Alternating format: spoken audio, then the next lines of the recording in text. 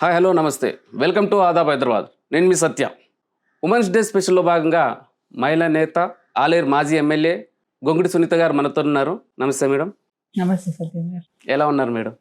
Good, I'm good. Yes, 2023 election తర్వాత ఓడిపోయానన్న బాధ ఎక్కువగా ఉందా, ప్రజలు ఓడించారన్న బాధ ఎక్కువగా ఉందా? ఓడిపోయానన్న బాధ లేదు, ఓడించారనే బాధ లేదు.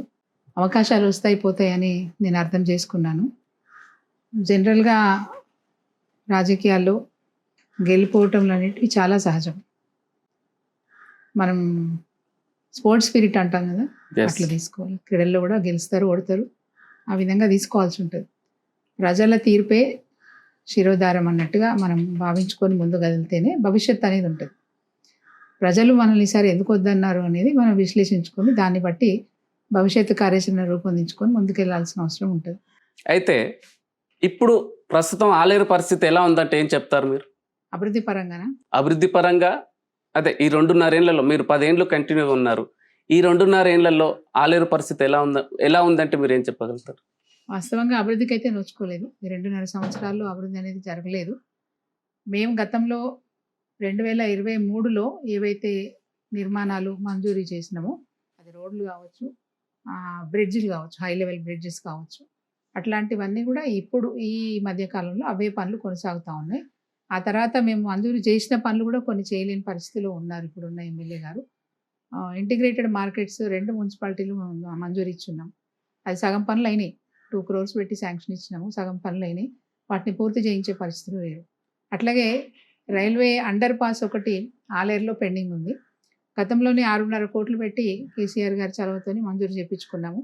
సో ఆ విధంగా ఆ పనులు నా పదవి అయిపోయే వరకు 80% పనులు అయినాయి. ఈ మధ్య కాలంలో ఇంకొక 10% పనులు అయినాయి. అంటే 2 సంవత్సరాలు దాటిపోయినప్పటికీ కూడా దాన్ని పూర్తి చేయలేదు. వారు పోటీ చేసినప్పుడు నేను కనుక గెలిస్తే కుర్చీ వేసుకొని ఇక్కడ కూర్చొని 2 రోజుల లోపల పని చేపిస్తా అని చెప్పినారట. అది నిన్న మొన్న మున్సిపల్ ఎలక్షన్స్ అప్పుడు ఆ మాట కూడా వచ్చింది. సో ఆ విధంగా మెడికల్ కాలేజ్ శాంక్షన్ వచ్చింది. అది ఈ రోజు వరకు కూడా దాన్ని నిర్మాణం చేయాలని కానీ ఫౌండేషన్ స్టోన్ కానీ ఏదీ లేదు. సో త్వరితగతిన అట్లాంటి పనులని చేయాల్సిన అవసరం ఉంది, చేయట్లేదు. చెప్తారు, చాలా చెప్తారు కానీ పనులు మాత్రం చేయట్లేదు. అంటే ప్రస్తుత ఎమ్మెల్యే బీర్లా ఐలయ్య ఈ 2.5 ఏళ్లలోనే అంతా డెవలప్ జరిగింది. ప్రతి గ్రామానికి సాగునీరు మేము అందిస్తున్నాం. అంటే ఇది ఒక స్వర్ణయుగం. ఈ 2.5 ఏళ్లలోనే ఒక స్వర్ణయుగంగా మారింది. భవిష్యత్తు 2034 వరకు కూడా కాంగ్రెస్ ప్రభుత్వమే కాబోయేది కూడా నేనే ఎమ్మెల్యే అనేది స్టేట్మెంట్ ఇస్తున్నారు. సత్యం గారు ఒక మాట స్పష్టంగా చెప్పదలుచుకున్నాను. నేను ఉద్యమంలోంచి వచ్చిన మనిషిని, 2001 నుంచి కేసీఆర్ గారి వెంట నడిచిన మనిషిని. అంటే తెలంగాణలో ఉన్న గడ్డు కాలాన్ని చూసినాం, తెలంగాణ బీడుబాడ్డ భూములు చూసినాం, తెలంగాణ గోసపడ్డ రోజులు చూసినాం, రైతుల ఆత్మహత్యలు ఎన్నో చూసినాం. సో అనేక విధాలుగా తెలంగాణ గోసపడ్డ విషయాన్ని చూసినాం. కాబట్టి తెలంగాణ బాగా కావాలనే ఉద్దేశంతోనే ఉద్యమంలో పాల్గొన్నాం. అంతిమంగా తెలంగాణ రాష్ట్రంలో ఉన్న సకల జనులు సహకరించినారు కాబట్టి తెలంగాణ రాష్ట్రాన్ని సాధించుకోగలిగినాం. తెచ్చుకున్న తెలంగాణను కసిగా పనిచేసినాం. 10 ఏళ్ళు కూడా మేము కసిగా పనిచేసినాం. బాగు చేసుకోవాలి, బ్రహ్మాండంగా కావాలి, ప్రజలు ఆశించిన దానికంటే గొప్పగా తయారు చేయాలి, ప్రజల్ని భాగస్వామ్యులను చేస్తూ చేయాలనే ఒక సంకల్పంతో మరి తెలంగాణను ఒక స్థాయికి కేసీఆర్ గారు తీసుకొచ్చి పెట్టారు. అందులో భాగంగా మాకు కూడా అవకాశాలు వచ్చినాయి. మా ప్రాంతాన్ని, మా ఆలేరు ప్రాంతాన్ని అభివృద్ధి చేసుకునే అవకాశాలు వచ్చినాయి. ప్రజలు మాకు అట్లా అవకాశం ఇచ్చినారు కాబట్టి ఎమ్మెల్యేగా అక్కడ 10 సంవత్సరాల పాటు సేవ చేసినాను. నేను ఇప్పటికీ ఛాలెంజ్ చేసి చెప్తాను, 10 సంవత్సరాలలో నేను చేసిన పని ఆలేరు నియోజకవర్గంలో అంటే కేవలం మౌలిక సదుపాయాల గురించి మాత్రమే ఆలోచిస్తే నేను 2,000 కోట్ల పైగా అభివృద్ధిని చేస్తాను. నేను ఈ యారుగుట్ట టెంపుల్ గురించి మాట్లాడట్లేదు. నేను టెంపుల్ గురించి అస్సలు మాట్లాడను. మేము చేసిందల్లా సాగునీటి కోసం, తాగునీటి కోసం, రోడ్డు సౌకర్యాలు, అదేవిధంగా భవనాలు, ఎక్కడెక్కడ ఏ భవనాలు అవసరమైతే ఆ భవనాలు, అట్లా ఆ విధంగా సదుపాయాలు కల్పించుకుంటూ గ్రామాలు ఒక మంచి స్థాయికి ఎదగాలి. ఎందుకంటే ఒక గ్రామానికి కనెక్టివిటీ రోడ్ ఉందంటేనే వాళ్లకు విద్యా అవకాశాలు కానీ వైద్య అవకాశాలు కానీ అందుబాటులో ఉండడానికి అవకాశం ఉంటుంది. సో ఆ ఆలోచనతోని ప్రతి గ్రామానికి బీటీ రోడ్ రావాలని ఆ సంకల్పంతో పనిచేసినాను. ప్రతి గ్రామ పంచాయతీకి, గ్రామం అనట్లేదు, ఎందుకంటే నేను ఎమ్మెల్యే అయ్యే టైంకి 42 గ్రామ పంచాయతీలకే రోడ్లు లేవు. గ్రామాలు వేరు, గ్రామ పంచాయతీలు వేరు. ఎస్, మీరు అంతా డెవలప్ చేశారు. 10 ఏళ్లల్లో ఆలేరుని గ్రామాలు కానీ పల్లెలు కానీ మౌలిక వసతులు కల్పించాం. అంటే పాలనా పరంగా పథకాలు తీసుకొచ్చిన మరి ప్రజలు ఎందుకు తిరస్కరించారు? రీజన్ ఏం చెప్తారు? అంటే సునీత గారు చేసిన అవలంబించిన విధానమా, లేకపోతే కేసీఆర్ మార్కు పాలన అంటారా? మౌలిక సదుపాయాల్లో మేము కాంప్రమైజ్ కాలేదు. అన్ని విధాలుగా ఎక్కడ ఏ అవసరం ఉంటే అది చేసినాము. అదనంగా కూడా చేసినాను. అంటే ఒక ఎమ్మెల్యేగా ప్రభుత్వ పరంగా వచ్చే ఫండ్సే కాకుండా స్వచ్ఛంద సంస్థల ద్వారా, సిఎస్ఆర్ ఫండ్స్ ద్వారా అనేక సదుపాయాలు కూడా కల్పించినాం. నేను గొప్పగా చెప్పుకునే విషయం, నా లైఫ్ టైంలో నేను మర్చిపోలేని విషయం, డయాలసిస్ సెంటర్ ఏర్పాటు చేయడం. ఉచితంగా ఈ రోజు వరకు కూడా నా నియోజకవర్గంలో ఉచితంగా డయాలసిస్ పేషెంట్లకు ట్రీట్మెంట్ ఇస్తున్నాం. ఒక్క పేషెంట్కి 60,000 ఖర్చు వస్తుంది నెలకు. అంటే ఒక మధ్యతరగతి కుటుంబంలో ఉన్న వాళ్ళు నెలకు 60,000 ఖర్చు పెట్టుకోవడం అనేది అయ్యే పని కాదు. పేద కుటుంబం కానీ, మధ్యతరగతి కుటుంబం కానీ మనిషిని వదులుకోవాల్సిందే, ఆశ వదులుకోవాల్సిందే. అట్లాంటి పరిస్థితుల్లో ఉన్న కుటుంబాలను మనం అండగా నిలబడాలని చెప్పి ప్రభుత్వ పరంగా ఇస్తే కూడా డయాలసిస్ సెంటర్ అది జిల్లా హెడ్ క్వార్టర్కి ఒకటని నిర్ణయం తీసుకున్నారు. బట్ నా స్వార్థం ఆలేరులో ఒకటి ఉండాలి, నా ప్రజలకు కూడా అవకాశం ఉండాలి, ఎక్కడికో పోవద్దనే ఉద్దేశంతో నేను స్వచ్ఛంద సంస్థల సహాయం తీసుకొని వారి ద్వారా డయాలసిస్ సెంటర్ అక్కడ పెట్టించాను. నేను ఇప్పుడు కూడా చెప్తున్నాను, దాదాపు ప్రతి నెల 73 మంది పేషెంట్లకు రెగ్యులర్గా మేము ట్రీట్మెంట్ ఇస్తున్నాం. ఇప్పటికి వైద్య సేవలు అందుతున్నాయి. ఇప్పుడు కూడా అందుతున్నాయి. అట్లాగే ప్రాథమిక ఆరోగ్య కేంద్రాలకు సంబంధించిన భవనాలు మూటకొండూరులో కూలిపోయే పరిస్థితిలో ఉండే. అది నేను ఒక స్వచ్ఛంద సంస్థ ద్వారా 64 లక్షలు పెట్టి కట్టించాను. స్వచ్ఛంద సంస్థ ద్వారా కట్టించాం. ఫుల్లీ ఫర్నిష్డ్ ఇచ్చాం. అదంతా వీడియోలు, ఫోటోలు తీసుకెళ్ళి అప్పటి మన వైద్య ఆరోగ్య శాఖ మంత్రి గారు హరీష్ రావు గారికి అవన్నీ కూడా చూపిస్తే వారు కూడా హ్యాపీగా ఫీల్ అయ్యి 24/7 ఆ హాస్పిటల్ రన్ అయ్యే విధంగా జీవో ఇచ్చారు. అంటే జీవో ఇవ్వడమే కాదు, దానికి సంబంధించిన నియామకాలు కూడా చేపట్టమని చెప్పేసి ఆదేశాలు ఇచ్చినారు. డాక్టర్స్ని ఇవ్వడం, అక్కడ కావాల్సిన ఏఎన్ఎంలను ఇవ్వడం, ఇతర స్టాఫ్ సిబ్బంది ఎవరైతే అవసరం ఉంటారో వాళ్ళకి కావాల్సిన అన్నీ కూడా ఇవ్వండి అని చెప్పి బడ్జెట్ కూడా శాంక్షన్ చేసినారు. సో ఆ విధంగా శాశ్వతంగా పరిష్కారాలు ఇచ్చే ప్రయత్నం చేసినాం.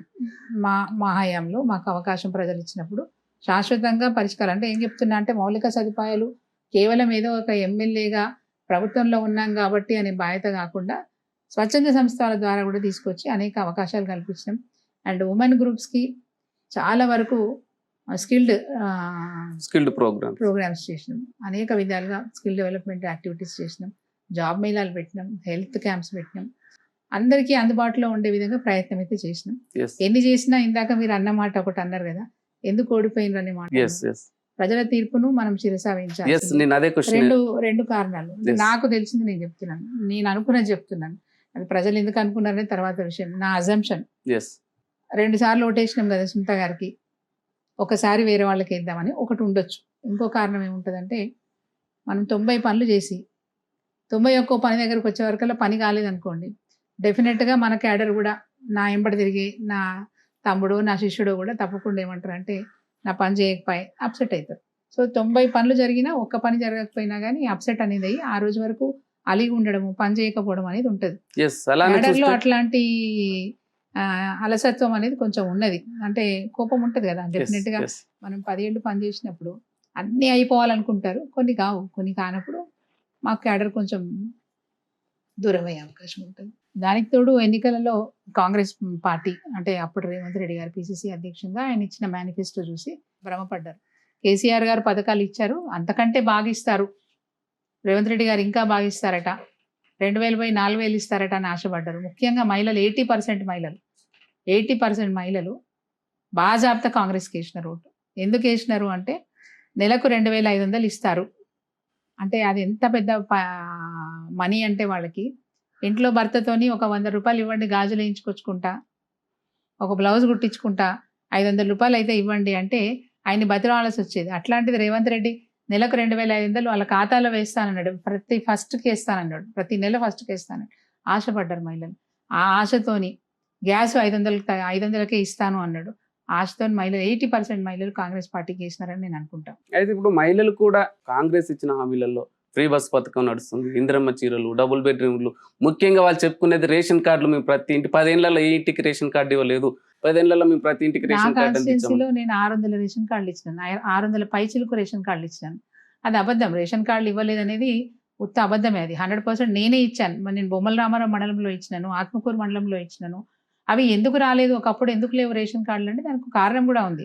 బొమ్మల రామారంలో దాదాపు 2 గ్రామాలలో వాళ్ళ ఆధార్ కార్డు వైజాగ్లో చూపిస్తుంది, అది ఎట్లా పడిందని తెలియదు. సో ఆ 2 గ్రామాలలో సఫర్ అవుతుంటే దాని గురించి మళ్ళీ ఏది సిసిఎల్ఏ దాకా వెళ్ళి వాటిని మార్పిచ్చి మళ్ళీ వీళ్ళకి ఆధార్ కార్డులు కొత్త ఆధార్ కార్డులు వచ్చేటట్టుగా చేసి దాని తర్వాత వాళ్ళకి రేషన్ కార్డులు ఇచ్చినాం.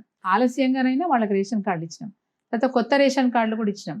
దానికి తోడు ఎఫ్సిఐ గోదాంలో పనిచేస్తున్న హమాలీలకు కూడా ఇవ్వలేదు. వాళ్ళు ఎఫ్సిఐ గోదాంలో చేస్తున్నారు కదా అని ఇవ్వలేదు. దాని గురించి కూడా ఆర్డీఓ గారితో కలెక్టర్ గారితో మాట్లాడి వాళ్ళు సంపాదించేది ఎంత, మన నిబంధన ఏంటిది, ఆ నిబంధన ప్రకారం చూసుకుంటే వాళ్ళ ఇన్కమ్ యాన్యువల్ ఇన్కమ్ చాలా తక్కువ ఉంది. సో దాన్ని బట్టి చేయండి అని చెప్పేసి వాళ్ళను కన్విన్స్ చేసి వాళ్ళకు కూడా మనం రేషన్ కార్డులు ఇచ్చినాం. ఈ రేషన్ కార్డులు ఇవ్వలేదు అనేది తప్పండి. ఇప్పుడు తెలంగాణ రాష్ట్ర వ్యాప్తంగా అదనంగా 6,400 రేషన్ కార్డులు ఇచ్చినారు. నా దగ్గరే 600 కార్డులు ఇచ్చినా అని ఎస్ మేడం, చెప్పి మీరు 600 అంటున్నారు. అంటే ఆలేరు నియోజకవర్గం మొత్తంగా చూస్తే 600 మంది పేద ప్రజలు ఉన్నారని చెప్తారా మీరు? మీరు నేను చెప్పేది వేరు, మీరు మీరు అర్థం చేసుకున్నది వేరు. ఆల్రెడీ రేషన్ కార్డులు ఉన్నాయి కాక ఉన్నవి కొత్తగా ఇచ్చాను. కొత్తగా అంటే చెప్పారు కదా 10 ఏళ్లలో అసలు రేషన్ కార్డులు ఇవ్వలేదని చెప్పినారు కదా. ఎస్, ఆల్రెడీ ఉన్న రేషన్ కార్డ్స్ కాక అదనంగా 600 రేషన్ కార్డులు మేము ఇచ్చామని చెప్తున్నాం. ఓకే. అది 2014 నుంచి 2023 వరకు కొత్త రేషన్ కార్డులు ఇవ్వలేదు అన్నారు. దానికి నా జవాబు, కొత్త Yes. రేషన్ కార్డులు మేము మధ్యలో ఇచ్చినాం. 19-20లో ఇచ్చినాం మేము. 2019-20 ఆ కాలంలో ఇచ్చినాం మేము. దాంతో పాటుగా డబుల్ బెడ్రూమ్ ఇండ్లు డబుల్ ఇలాంటి బెడ్రూమ్ ఇల్లు కట్టించాము. కాకపోతే అనుకున్నంత ఎక్కువ చేయలేదు. సాధ్యమైనంత వరకు చేసినాం. మాట కూడా చెప్తాను, డబుల్ బెడ్రూమ్ ఇల్లు ఎవరికి అనేది చాలా స్పష్టంగా చెప్పాలా. అప్పుడు మేము పెట్టుకున్న నిబంధన ఏంది, పురాగా ఇల్లు లేని వాళ్ళకి, తర్వాత ఇల్లు కట్టుకోవడానికి స్థలం లేని వాళ్ళకి మాత్రమే డబుల్ బెడ్రూమ్ ఇల్లు. ఇల్లు కట్టుకోవడానికి స్థలం కూడా లేని వాళ్లకు డబుల్ బెడ్రూమ్ ఇల్లు. ప్లాట్ ఉన్న వాళ్ళకి డబుల్ బెడ్రూమ్ ఇల్లు వర్తించదు. సో ఈ టర్మ్స్లో మేము ఉన్న టర్మ్లో ఫస్ట్ ఇల్లు కట్టుకోవడానికి స్థలం లేని వాళ్ళకి డబుల్ బెడ్రూమ్ ఇల్లు కట్టివ్వాలి, ప్రభుత్వ స్థలంలో కట్టివ్వాలనేది మా కాన్సెప్ట్. సో దాని ప్రకారం చేసినాము. కాకపోతే ఏంటంటే కొన్ని గ్రామాలలో అవసరం ఉన్నా అక్కడ ప్రభుత్వ భూమి లేకపోవడం వల్ల మనం చేయలేకపోయినాం. మండల్ హెడ్ క్వార్టర్స్లో చేస్తే కనుక ఆ మండల్ హెడ్ క్వార్టర్స్లో ఎవరికైనా సరే మనం ఇవ్వడానికి అవకాశం ఉంటుందనే ఉద్దేశంతో ఫస్ట్ ప్రాధాన్యత మండల్ హెడ్ క్వార్టర్స్కి ఇచ్చి చేస్తుంది. ఎస్ మేడం, ప్రధానంగా సంక్షేమ ఫలాలు కానీ రేషన్ కార్డులు కానీ అర్హులైన వారికి డబుల్ బెడ్రూమ్ పథకాలు కానీ ఇవన్నీ కూడా అందించే ఉంటున్నాం. సునీత గారు ఓడిపోయిన తర్వాత ఎందుకు ఓడిపోయానన్న బాధలోనే అట్లా అజ్ఞాతంలోకి వెళ్ళారు, కాన్స్టిట్యూన్సీలో లేరు, యాక్టివ్గా లేరు అనే ఆరోపణలు కూడా అది వస్తున్నాయి. 100% అబద్ధం. ఎందుకంటే నేను ఓడిపోయిన రోజు కూడా నా కళ్ళలో నీళ్ళు రాలేదు. మీరు నమ్ముతారో నమ్మరు. ఉమ్, నా భర్త కళ్ళలో నీళ్ళు ఉన్నాయి కానీ నా కళ్ళలో నీళ్ళు రాలేదు. నేను ఒకటే అనుకున్నాను, సరే ప్రజలు ఈసారి మనం వద్దనుకున్నారు, ఇట్స్ ఓకే. ఫస్ట్ మాత్రం నమ్మలేకపోయినా, ఓడిపోయినా అనే విషయాన్ని నేను నమ్మలేకపోయినా. ఎందుకంటే నాకు విశ్వాసం ఉండే, గెలుస్తానని ఒక విశ్వాసం ఉండే. నేను చేసిన పనులు కావచ్చు, నేను అందరినీ రిసీవ్ చేసుకున్న తీరు కావచ్చు. రెండోది, ఎవరికి ఆరోగ్య పరిస్థితి బాగాలేకపోయినా హాస్పిటల్స్లో వాళ్ళకి అందించే వైద్య విషయంలో వాళ్ళకంటే ఎక్కువ నేనే పట్టించుకునేదాన్ని. సో నాకు ఆ నమ్మకం ఉండే, తప్పకుండా ప్రజలు నాకు అవకాశం మళ్ళీసారి ఇస్తారని అనుకున్నాను. అది కొంచెం షాక్కి గురైన నేను. yes, కాస్త ఆలోచించుకున్నాక ఒక హాఫ్ డేలో మళ్ళీ నేను నార్మల్ అయిపోయినా. ఆ తర్వాత రాష్ట్రం అంతా రిజల్ట్స్ చూసిన తర్వాత సరే అంతటా జరిగింది, నా దగ్గర జరిగింది అని అనిపించింది. కానీ ఒక్క విషయంలో నేను బాధపడ్డది ఏంటంటే, నేను ఓడిపోయినా పర్లేదు కానీ కేసీఆర్ గారే ముఖ్యమంత్రి అయితే బాగుండేది కదా, ఇప్పటి వరకు చేసిన పనులు ఇంకా కొద్దిగా మిగిలిపోయి ఉన్నాయి, అవి కూడా చేసి ఉంటే గొప్పగా ఉండేది కదా తెలంగాణ. అంటే అవే పథకాలు మేము వచ్చిన తర్వాత అభివృద్ధి కొనసాగుతుందని కాంగ్రెస్ పథకాల విషయం చెప్తుంది. అంటలేను, పథకాల విషయం అస్సలు అనట్లేదు. అంటే అభివృద్ధి పనులు పథకాలు కూడా అనేటివి కేవలం పథకాలు ఎవరి కోసం తీసుకొచ్చినారు కేసీఆర్ గారు? పేద ప్రజలకు. పేదరికంలో ఉన్న వాళ్ళు తెలంగాణ వచ్చిన తర్వాత మాకేం వచ్చిందని అనుకోకుండా ఉండడానికి, స్వాంతన కలగడానికి. ఓకే, తెలంగాణ వచ్చినాక మేము బతకగలుగుతాము, మాకు కూడా రూపాయి చేతిలో ఆడుతుంది, మాకు కూడా 2 రూపాయలు చేతిలో ఆడుతున్నాయని ఒక ధైర్యం నింపడానికి, సంపద సృష్టించారు కేసీఆర్. ధైర్యం నింపడానికి పేద ప్రజలకి 2,000 రూపాయలు, 1,000 రూపాయలు ఇచ్చామండి ఫస్ట్ పెన్షన్. ఇది పెద్ద మనుషులకి Yes, yes. 1,000 రూపాయలు ఇచ్చినాము. ఆ తర్వాత మేము చెప్పినాం ఒంటరి మహిళలు కూడా ఇవ్వండి సార్, వాళ్ళు కూడా బాధపడుతున్నారు అన్నప్పుడు దానికి కూడా ఒక 6 నెలల తర్వాత యాక్సెప్ట్ చేసినారు, అది కూడా ఇచ్చినారు. సో వీళ్ళు ఎందుకు ఇచ్చినాము అంటే ధైర్యం కోసం. వాళ్ళు తెలంగాణ వచ్చినా మా బతుకులు మారాలనే ఆలోచన లేకుండా వాళ్ళ చేతిలో 4 పైసలు ఉంటే వాళ్ళు ధైర్యంగా బతుకుతారు, వాళ్ళ మందులు వాళ్ళు తెచ్చుకుంటారు, కొడుకు మీద ఆధారపడరు, కోడల మీద ఆధారపడరు అనే ఉద్దేశంతో సాయం అందించడం తప్ప దాన్ని ఎట్టి పరిస్థితిలో కూడా దానికి ఏదో గొప్పగా చేసినామని చెప్పడానికి లేనే లేదు. మన బాధ్యత. వారు ఒక తండ్రి లాగా ఫీల్ అయ్యేవారు కేసీఆర్ గారు. తెలంగాణ రాష్ట్రానికి నేను ఒక తండ్రి లాంటి వాడిని, ఎవరికి ఏ అవసరం ఉన్నా దాన్ని నేను ముందుగానే అందించాలనే ఉద్దేశంతో పథకాలు తీసుకొచ్చినారు తప్ప ఉచితంగా కూర్చోబెట్టి ఉచితంగా ఏదో పెద్దగా చేద్దామనే ఆలోచన ఏం లేదు. 2,000 పెన్షన్తోని వాళ్ళు ఏం పెద్దగా అయిపోయారు, ఆస్తులు ఏం కూడబెట్టారు, గొప్పగా బతికేది ఏమి ఉండదు.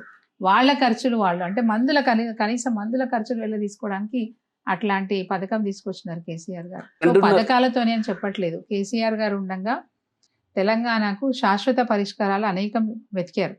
అందులో భాగంగా కరెంటు సమస్య లేకుండా ఉండడానికి వారు ఉన్నన్ని రోజులు కూడా ఛత్తీస్గఢ్ నుంచి కొన్నారా, ఏం చేశారో, ఏం తిప్పలు పడ్డారో మనకు తెలియదు. దేవుడు దండం పెట్టి తీసుకొచ్చారో తెలియదు మనకు. మొత్తానికి 24 గంటలు ఉచిత కరెంట్ అయితే రైతులకు ఇచ్చినారు. 24 గంటలు ఉచిత కరెంట్ రైతులకు ఇచ్చినారు. మరి అది పరిశ్రమలు మూతబడ్డ పరిశ్రమలు కొత్త పరిశ్రమలు రావడానికి ఆస్కారం వచ్చింది. ఎందుకంటే 24/7 పవర్ సప్లై ఇస్తున్నాం కాబట్టి డొమెస్టిక్ కానీ కమర్షియల్ కానీ ఇండస్ట్రీస్ కానీ ఏ విధంగా చూసినా 24/7 తెలంగాణ రాష్ట్రంలో అవైలబుల్ ఉంది. భారతదేశం మొత్తంలో ఏకైక రాష్ట్రం తెలంగాణ రాష్ట్రం 24/7 కరెంట్ ఇస్తుంది. శాశ్వత పరిష్కారం వెతకడానికి అనేక పవర్ జనరేటింగ్ ప్రాజెక్ట్స్ని తీసుకొచ్చారు. సో ఆ ప్రాజెక్ట్స్ సగంలో ఉండిపోయినాయి. ఇప్పుడు మన ఉదాహరణ మా జిల్లాలో చూసుకుంటే ఉమ్మడి జిల్లాలో యాదాద్రి పవర్ ప్లాంట్ మేము ఉండగా అది 70% పని అయింది. పూర్తిగా అవ్వాల్సిన పని ఉండే. వారుంటే అయిపోయేది కదా అని అనిపించింది. ఇప్పుడు మా దగ్గర ఇరిగేషన్ ప్రాజెక్ట్స్ చూసుకుంటే మాది కరువు ప్రాంతం. ఒకప్పుడు 600 ఫీట్లు బోరేసినా నీళ్ళు పడలే, 700 ఫీట్లు బోరేసినా నీళ్ళు పడలే. కేసీఆర్ గారు వచ్చిన తర్వాత మిషన్ కాకతీయ ద్వారా మా చెరువులన్నీ బాగు చేయించుకున్నాం, మా కుంటలు బాగు చేయించుకున్నాం. మీరు నమ్మకపోవచ్చు, నా నియోజకవర్గంలో 534 చెరువులు బాగు చేయించుకున్నాను. వాటర్ బాడీస్, అది కుంట కావచ్చు, చెరువు కావచ్చు. వారి పథకమే కదా, మిషన్ కాకతీయ వారి పథకమే. నాకెంత హెల్ప్ అయింది, వ్యక్తిగతంగా నాకెంత హెల్ప్ అయిందంటే పూర్తిగా కరువుతో అల్లాడిపోయిన నా ప్రాంతంలో ప్రతి వర్షపు చుక్కను నిలబెట్టుకునే అవకాశం కేసీఆర్ గారు మాకు కల్పించినారు. అంత కరువుతో ఉన్న మా ప్రాంతాన్ని సస్యశ్యామలం చేసుకునే అవకాశం కల్పించినారు కేసీఆర్ గారు. అట్లాగే చెరువులు వర్షంతో నింపుకోవడం కాకుండా శాశ్వత పరిష్కారం కోసం లిఫ్ట్ ఇరిగేషన్ సంగతి మీకు తెలుసు, బాగా తెలుసు. సో లిఫ్ట్ ఇరిగేషన్ ద్వారా మాకు ఖచ్చితంగా గోదావరి నీళ్ళు వచ్చే అవకాశం. ఆ పనులు అసంపూర్తిగా ఉన్నాయి. సార్ ఉంటే అవి పూర్తయ్యేవి కదా అని ఒక బాధ అనిపించింది నాకు. ఓడమి తర్వాత కేసీఆరే ముఖ్యమంత్రి అయి ఉంటే ఇవన్నీ పూర్తయ్యేవి కదా అనిపించింది. ప్రధానంగా చూసుకుంటే భువనగిరి కానివ్వండి, యాదాద్రి జిల్లా కానివ్వండి, గోదావరి జిల్లాలో వచ్చాయి. ఓకే, నమ్మొచ్చు. రైతులకు కూడా ఎంతో మేలు చేశారు. రైతు బంధు, రైతు బీమా, దీని ద్వారా లబ్ధి చాలా వరకు రైతులకు మేలు జరిగింది. ఓవరాల్గా మనం 2023 ఎలక్షన్లు చూస్తే అర్బన్ ప్రాంతంలో బీఆర్ఎస్ బలంగా ఉంది. రూరల్ ప్రాంతంలో అంటే మనకు రూరల్ ప్రాంతంలో అంటే రైతులు ఎక్కువగా ఉంటారు. అసలు రైతులే ఎందుకు బీఆర్ఎస్ ని విస్మరించారు, ఓడగొట్టారంటారు? అసాధ్యమైనటువంటి హామీలు రేవంత్ రెడ్డి ఇస్తే భ్రమపడ్డారు. అంటే గతంలో మేము ఇస్తున్న 10,000 ఎకరానికి 5,000 అని చెప్పాము. మేము 2 పంటలకు ఇచ్చినప్పుడు 10,000 అయింది. వాళ్ళు 2 పంటలకు ఇస్తున్నారు, నేను 3 పంటలకు ఇస్తా అని చెప్పి ఆయన అనేక సార్లు పిసిసి అధ్యక్షుడిగా సభల్లో చెప్పుకున్నాడు. అది కొంత నమ్మినారు. రెండోది, వాళ్ళు 10,000 ఇస్తే నేను 15,000 ఇస్తా అని ఒక మాట. రెండోది, రైతు కూలీలకు కూడా ఇస్తా అని చెప్పారు, కౌలు రైతులకు ఇస్తానని చెప్పారు. ఇట్లా రైతాంగాన్ని మొత్తం కూడా డైవర్ట్ చేసుకునే ప్రయత్నం చేసిండ్రు. 100% అదే జరిగింది. 10,000 అనేది చాలా పెద్ద మ్యాటర్. మేము ఇవ్వడం కానీ మాకు మా బడ్జెట్కు అది మాకే ఎక్కువ. ఇప్పుడు ఆయన 15,000 ఇస్తా అన్నప్పుడు వాళ్ళు చాలా ఆశపడ్డరు. రైతులు పాపం వాళ్ళు పేదోళ్ళండి, కష్టపడితే కానీ పైసలు రావు. అట్లాంటప్పుడు ఇంకో 5,000 ఎక్స్ట్రా వస్తున్నాయి కదా అని ఆశపడ్డారు. రెండోది, రైతు కూలీలు, ఎక్కువగా రైతు కూలీలు ఉంటారు. రైతు కూలీలకు ఇవ్వడం అనేది చాలా పెద్ద విషయం. రైతులు తక్కువ సంఖ్య ఉంటారు, రైతు కూలీలు ఎక్కువ సంఖ్యలో ఉంటారు. సో రైతు కూలీలకు ఇవ్వడం వాళ్ళు చాలా ఆశపడ్డారు. రైతు కూలీలు ఆశపడ్డారు, కౌలు రైతులు కూడా ఆశపడ్డారు. సో ఇట్లా రైతాంగాన్ని తన వైపు మళ్ళించుకునే ప్రయత్నం 100% రేవంత్ రెడ్డి ప్రయత్నం చేసిండు. సఫలం కూడా అయిండు. రైతులు భ్రమపడ్డారు, అయ్యో ఇంకా బాగా చేశాడు రేవంత్ రెడ్డి అన్నట్టుగా భ్రమపడి రైతులు కూడా డైవర్ట్ అయ్యి అటు ఓట్లేయడం అనేది జరిగింది. రీసెంట్గా దీనికి సంబంధించి అర్బన్ ప్రాంతంలో బీఆర్ఎస్ బలంగా ఉంది, గ్రామీణ ప్రాంతాల్లో కూడా బీఆర్ఎస్ బలంగా ఉంది. అయితే మొన్నటికి మొన్న జరిగిన మున్సిపాలిటీ ఎన్నికలు చూస్తే అంతా కాంగ్రెస్ వైపే ఉంది. మళ్ళీ ప్రజలు అనేది కాంగ్రెస్ అని చెప్తుంది, మన ఫలితాలు చూసినా అలానే ఉన్నాయి. అంటే దీని మీద ఏమంటారు? దీని మీద మీరు ఒకసారి ఆలోచించండి. గతంలో బీఆర్ఎస్ గవర్నమెంట్ లో ఉన్నప్పుడు 33 జిల్లా పరిషత్లు ఉంటే 32 మాయే. 32 మావే. ఎందుకు? ప్రభుత్వంలో ఉన్నాం కాబట్టి అధికారం వైపు ప్రజలు తప్పకుండా మొగ్గు చూపిస్తారు. ఇంకా పనులైతే కదా, ప్రభుత్వంలో ఉన్న పార్టీయే గెలిస్తే మళ్ళీ పనులైతే, ఇంకా పనులైతే అనే ఆలోచనతో ఓటేస్తారు. అది వాస్తవం. అయినప్పటికీ కూడా రేవంత్ రెడ్డి గారి మీద, కాంగ్రెస్ ప్రభుత్వం మీద వ్యతిరేకత ఉన్నది కాబట్టి ఈరోజు మీరు గమనించండి, ఓట్ల శాతం చూసుకుంటే మేము ఎక్కడున్నాం ఒకసారి ఆలోచించండి. నిజంగా ప్రజల్లో వ్యతిరేకత ప్రభుత్వం మీద ఉంది కాబట్టి మొన్న గ్రామ పంచాయతీ ఎలక్షన్స్లో 45% సీట్లు నేను గెలుచుకున్నా. నా కాన్స్టిట్యున్సీలో 45 గ్రామ పంచాయతీలు నేను గెలుచుకున్నాను. ఓవరాల్‌గా ఓట్లు చూసుకుంటే 51% ఓట్లు మాకు పడ్డాయి. లేదు ప్రస్తుతం కాంగ్రెస్ ఎమ్మెల్యే ఓట్లు చూసుకుంటే. బీర్లా ఇలియాసు గారు ఏం చెప్తున్నారు? ఓవరాల్ గా ఆలేరు నియోజకవర్గంలో గ్రామ పంచాయతీలు మేము ఎక్కువ గెలిచాం, మున్సిపాలిటీలు మేమే కైవసం నేనేం చేసుకున్నాం. చెప్తున్నాను, నేను ఛాలెంజ్ చేసి చెప్తాను. లెక్కలు నా దగ్గర ఉన్నాయి. లెక్కలు ఇవ్వమంటే చెప్తాను. 45% గ్రామ పంచాయతీలు మేము గెలుచుకున్నాం. మిగతా వాటిల్లో కొంత బీజేపీ అక్కడ ఒక 4, 5 బీజేపీ తీసుకున్నారు. కమ్యూనిస్ట్ పార్టీలు వాళ్ళు 4, 5 తీసుకున్నారు. కొన్ని ఇండిపెండెంట్ కూడా గెలిచినారు. మిగతావి కాంగ్రెస్. ఇండిపెండెంట్ గెలిచినాయని తీసుకపోయి జాయిన్ కండవ కప్పుకొని అన్ని నాయి అంటే మనం చేసేది ఏం లేదు కదా. అంటే అప్రజాస్వామికంగానే మున్సిపాలిటీ విషయానికి వస్తే కూడా డబ్బు బాగా పనిచేసింది. అంటే నా ఎక్స్పీరియన్స్‌తో నేను చెప్తున్న మాట. ఆలేరులో గానీ, యారుటలో గానీ ఓట్లు మాకు పడలేదని అనట్లే. ఓట్లు బాజాప్తా పడ్డాయి. కాకపోతే గెలుపోటములు అనేటివి కొన్ని ఓట్లతో కూడా డిసైడ్ అయితాయి.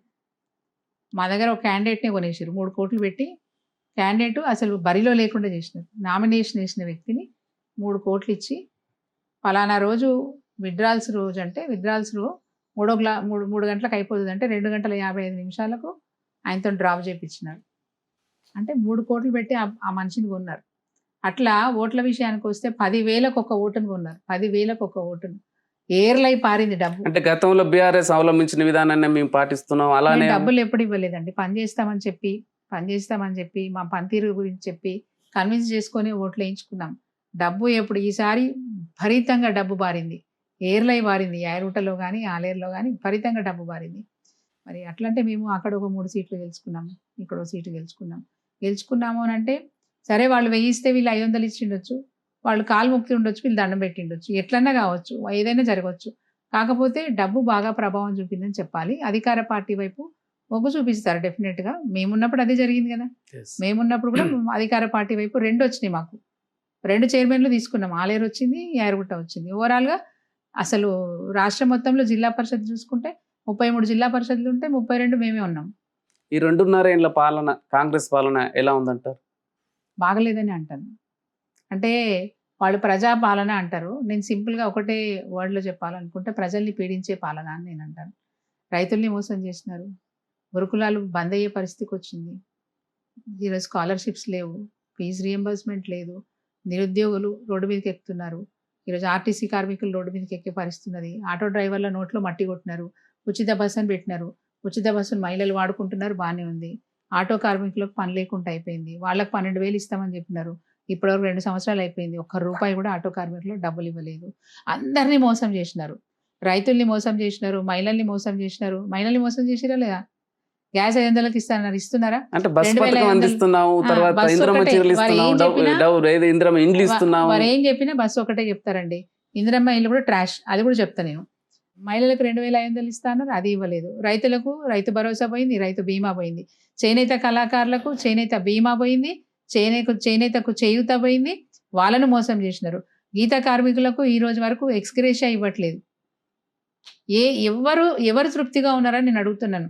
ఉద్యోగస్తులు, ఆశా వర్కర్లు రోడ్డు మీద పడ్డారు. అంగన్వాడీ టీచర్లు రోడ్డు ఎక్కుతున్నారు. అందరూ నిరసన తెలుపుతున్నారు కదా. ఆర్టీసీ కార్మికులు నిరసన తెలుపుతున్నారు. ఆటో కార్మికులు నిరసన తెలుపుతా ఉన్నారు. ఏ రంగం బాగుపడ్డది? మేమున్నప్పుడు చిన్న కొట్టు పెట్టుకొని మంగలి వాళ్ళు హెయిర్ కటింగ్ సెలూన్ పెట్టుకుంటే పవర్ ఫ్రీ ఇచ్చినాం మేము. 0 బిల్ వచ్చేది వాళ్ళకి. ఐరన్ షాప్ పెట్టుకున్న రజకులకు కూడా 0 బిల్ వచ్చేది. ఈరోజు వాళ్ళు మొన్న మున్సిపల్ ఎలక్షన్స్ అప్పుడు నేను ప్రచారానికి పోతే ఒక అతను తీసి చూపించండు. నాకు పేరు గుర్తులేదు.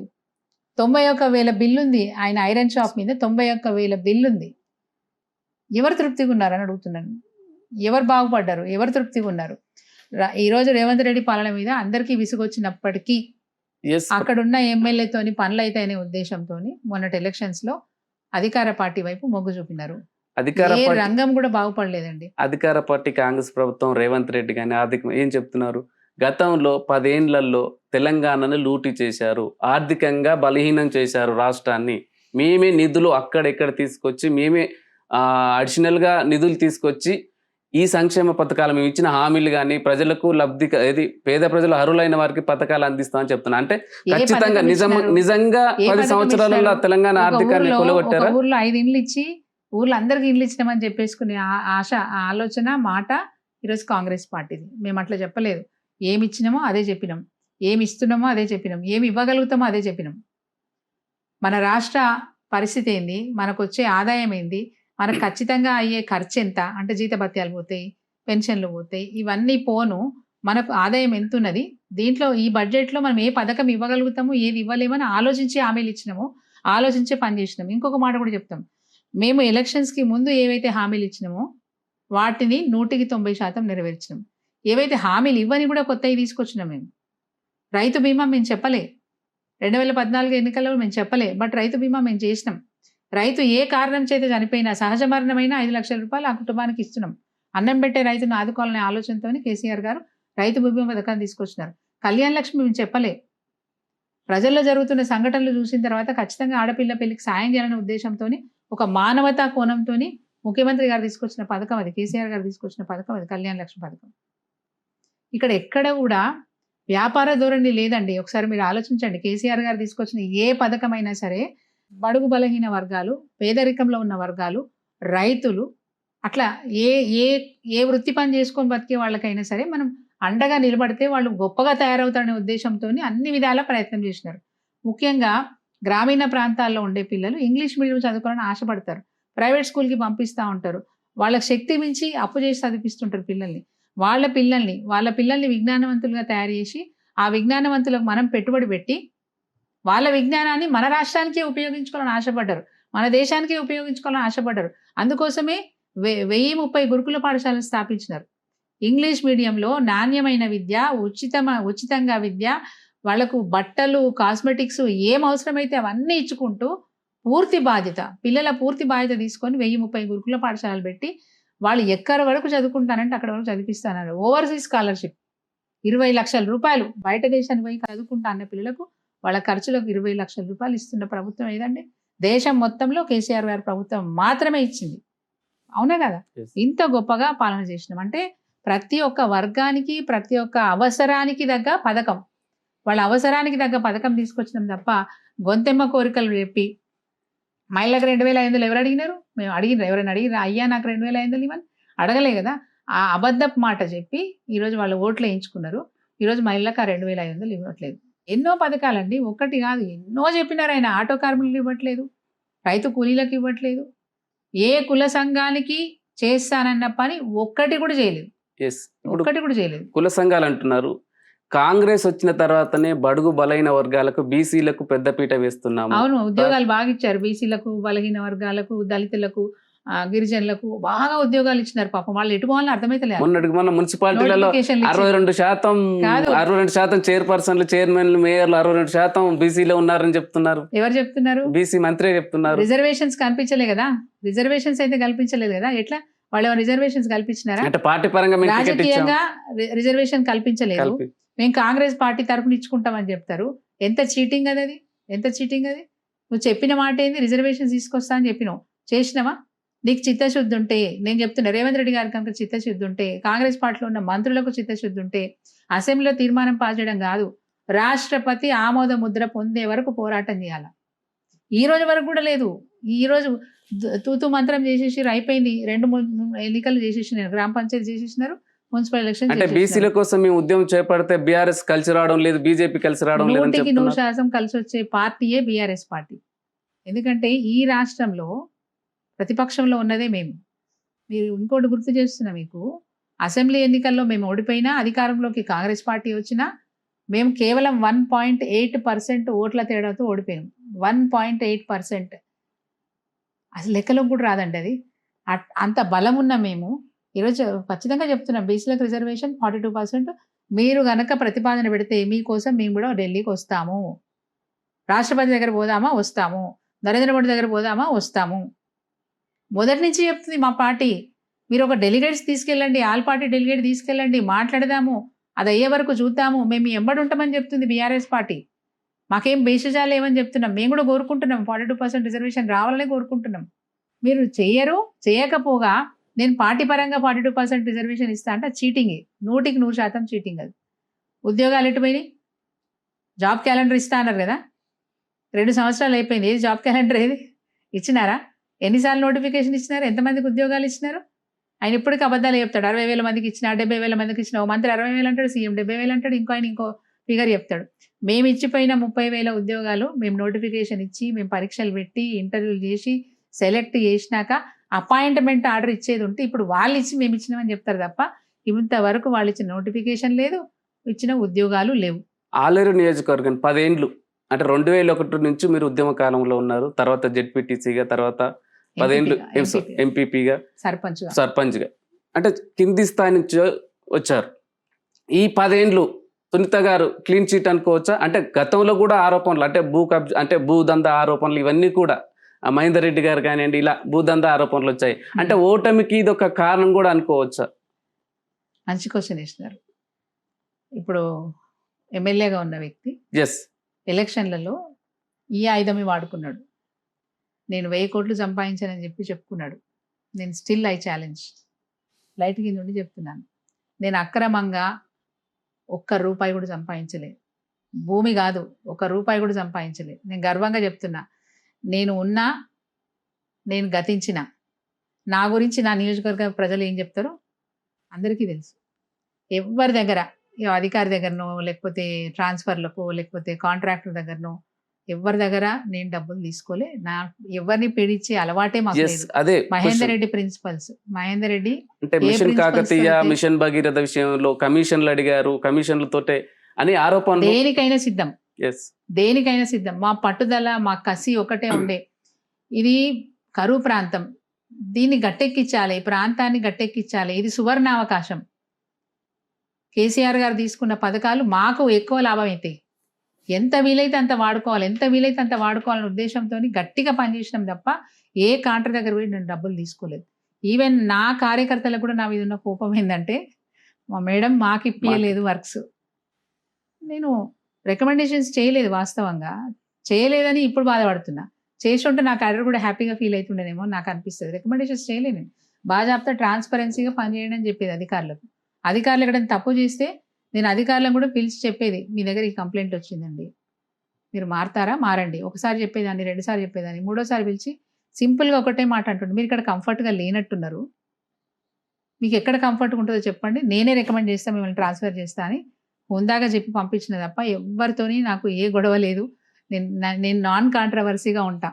ఈవెన్ ప్రతిపక్ష పార్టీ వాళ్ళతో కూడా నేను ఎమ్మెల్యేగా ఉన్నప్పుడు నా దగ్గరికి కాంగ్రెస్ పార్టీ నాయకులు వచ్చి పని చేయించుకున్న సందర్భాలు ఉన్నాయి. వాళ్ళు వస్తే పని చేసినందుకు నా పార్టీ క్యాడర్తోని మాటలు పడ్డ సందర్భాలు కూడా ఉన్నాయి. మానవత్వంతో పనిచేయాలి, మన గడప దొక్కి మనల్ని సాయం అడిగినప్పుడు చేయాలనే ఉద్దేశంతో పనిచేసి పెట్టిన తప్ప నేను ఎప్పుడు కూడా పార్టీ ఫీలింగ్తోని వీళ్ళు మనవాళ్ళు కాదనే ఫీలింగ్తో పోలేదు. నాకు స్ఫూర్తి కేసీఆర్ గారేనండి. నేను ఈరోజు కెమెరా ముందు చెప్తున్నాను కాదు, నేను మనస్ఫూర్తిగా చెప్తున్నా, కేసీఆర్ గారి స్ఫూర్తి. ఆయన పథకాలు ఎప్పుడు కూడా మీరు గమనించండి, పెన్షన్లు ఇచ్చినా, కళ్యాణ లక్ష్మి ఇచ్చినా, ఏ సంక్షేమ పథకం, రైతు బంధు ఇచ్చినా, ఏ సంక్షేమ పథకం ఇచ్చినా పార్టీ చూడలేదు.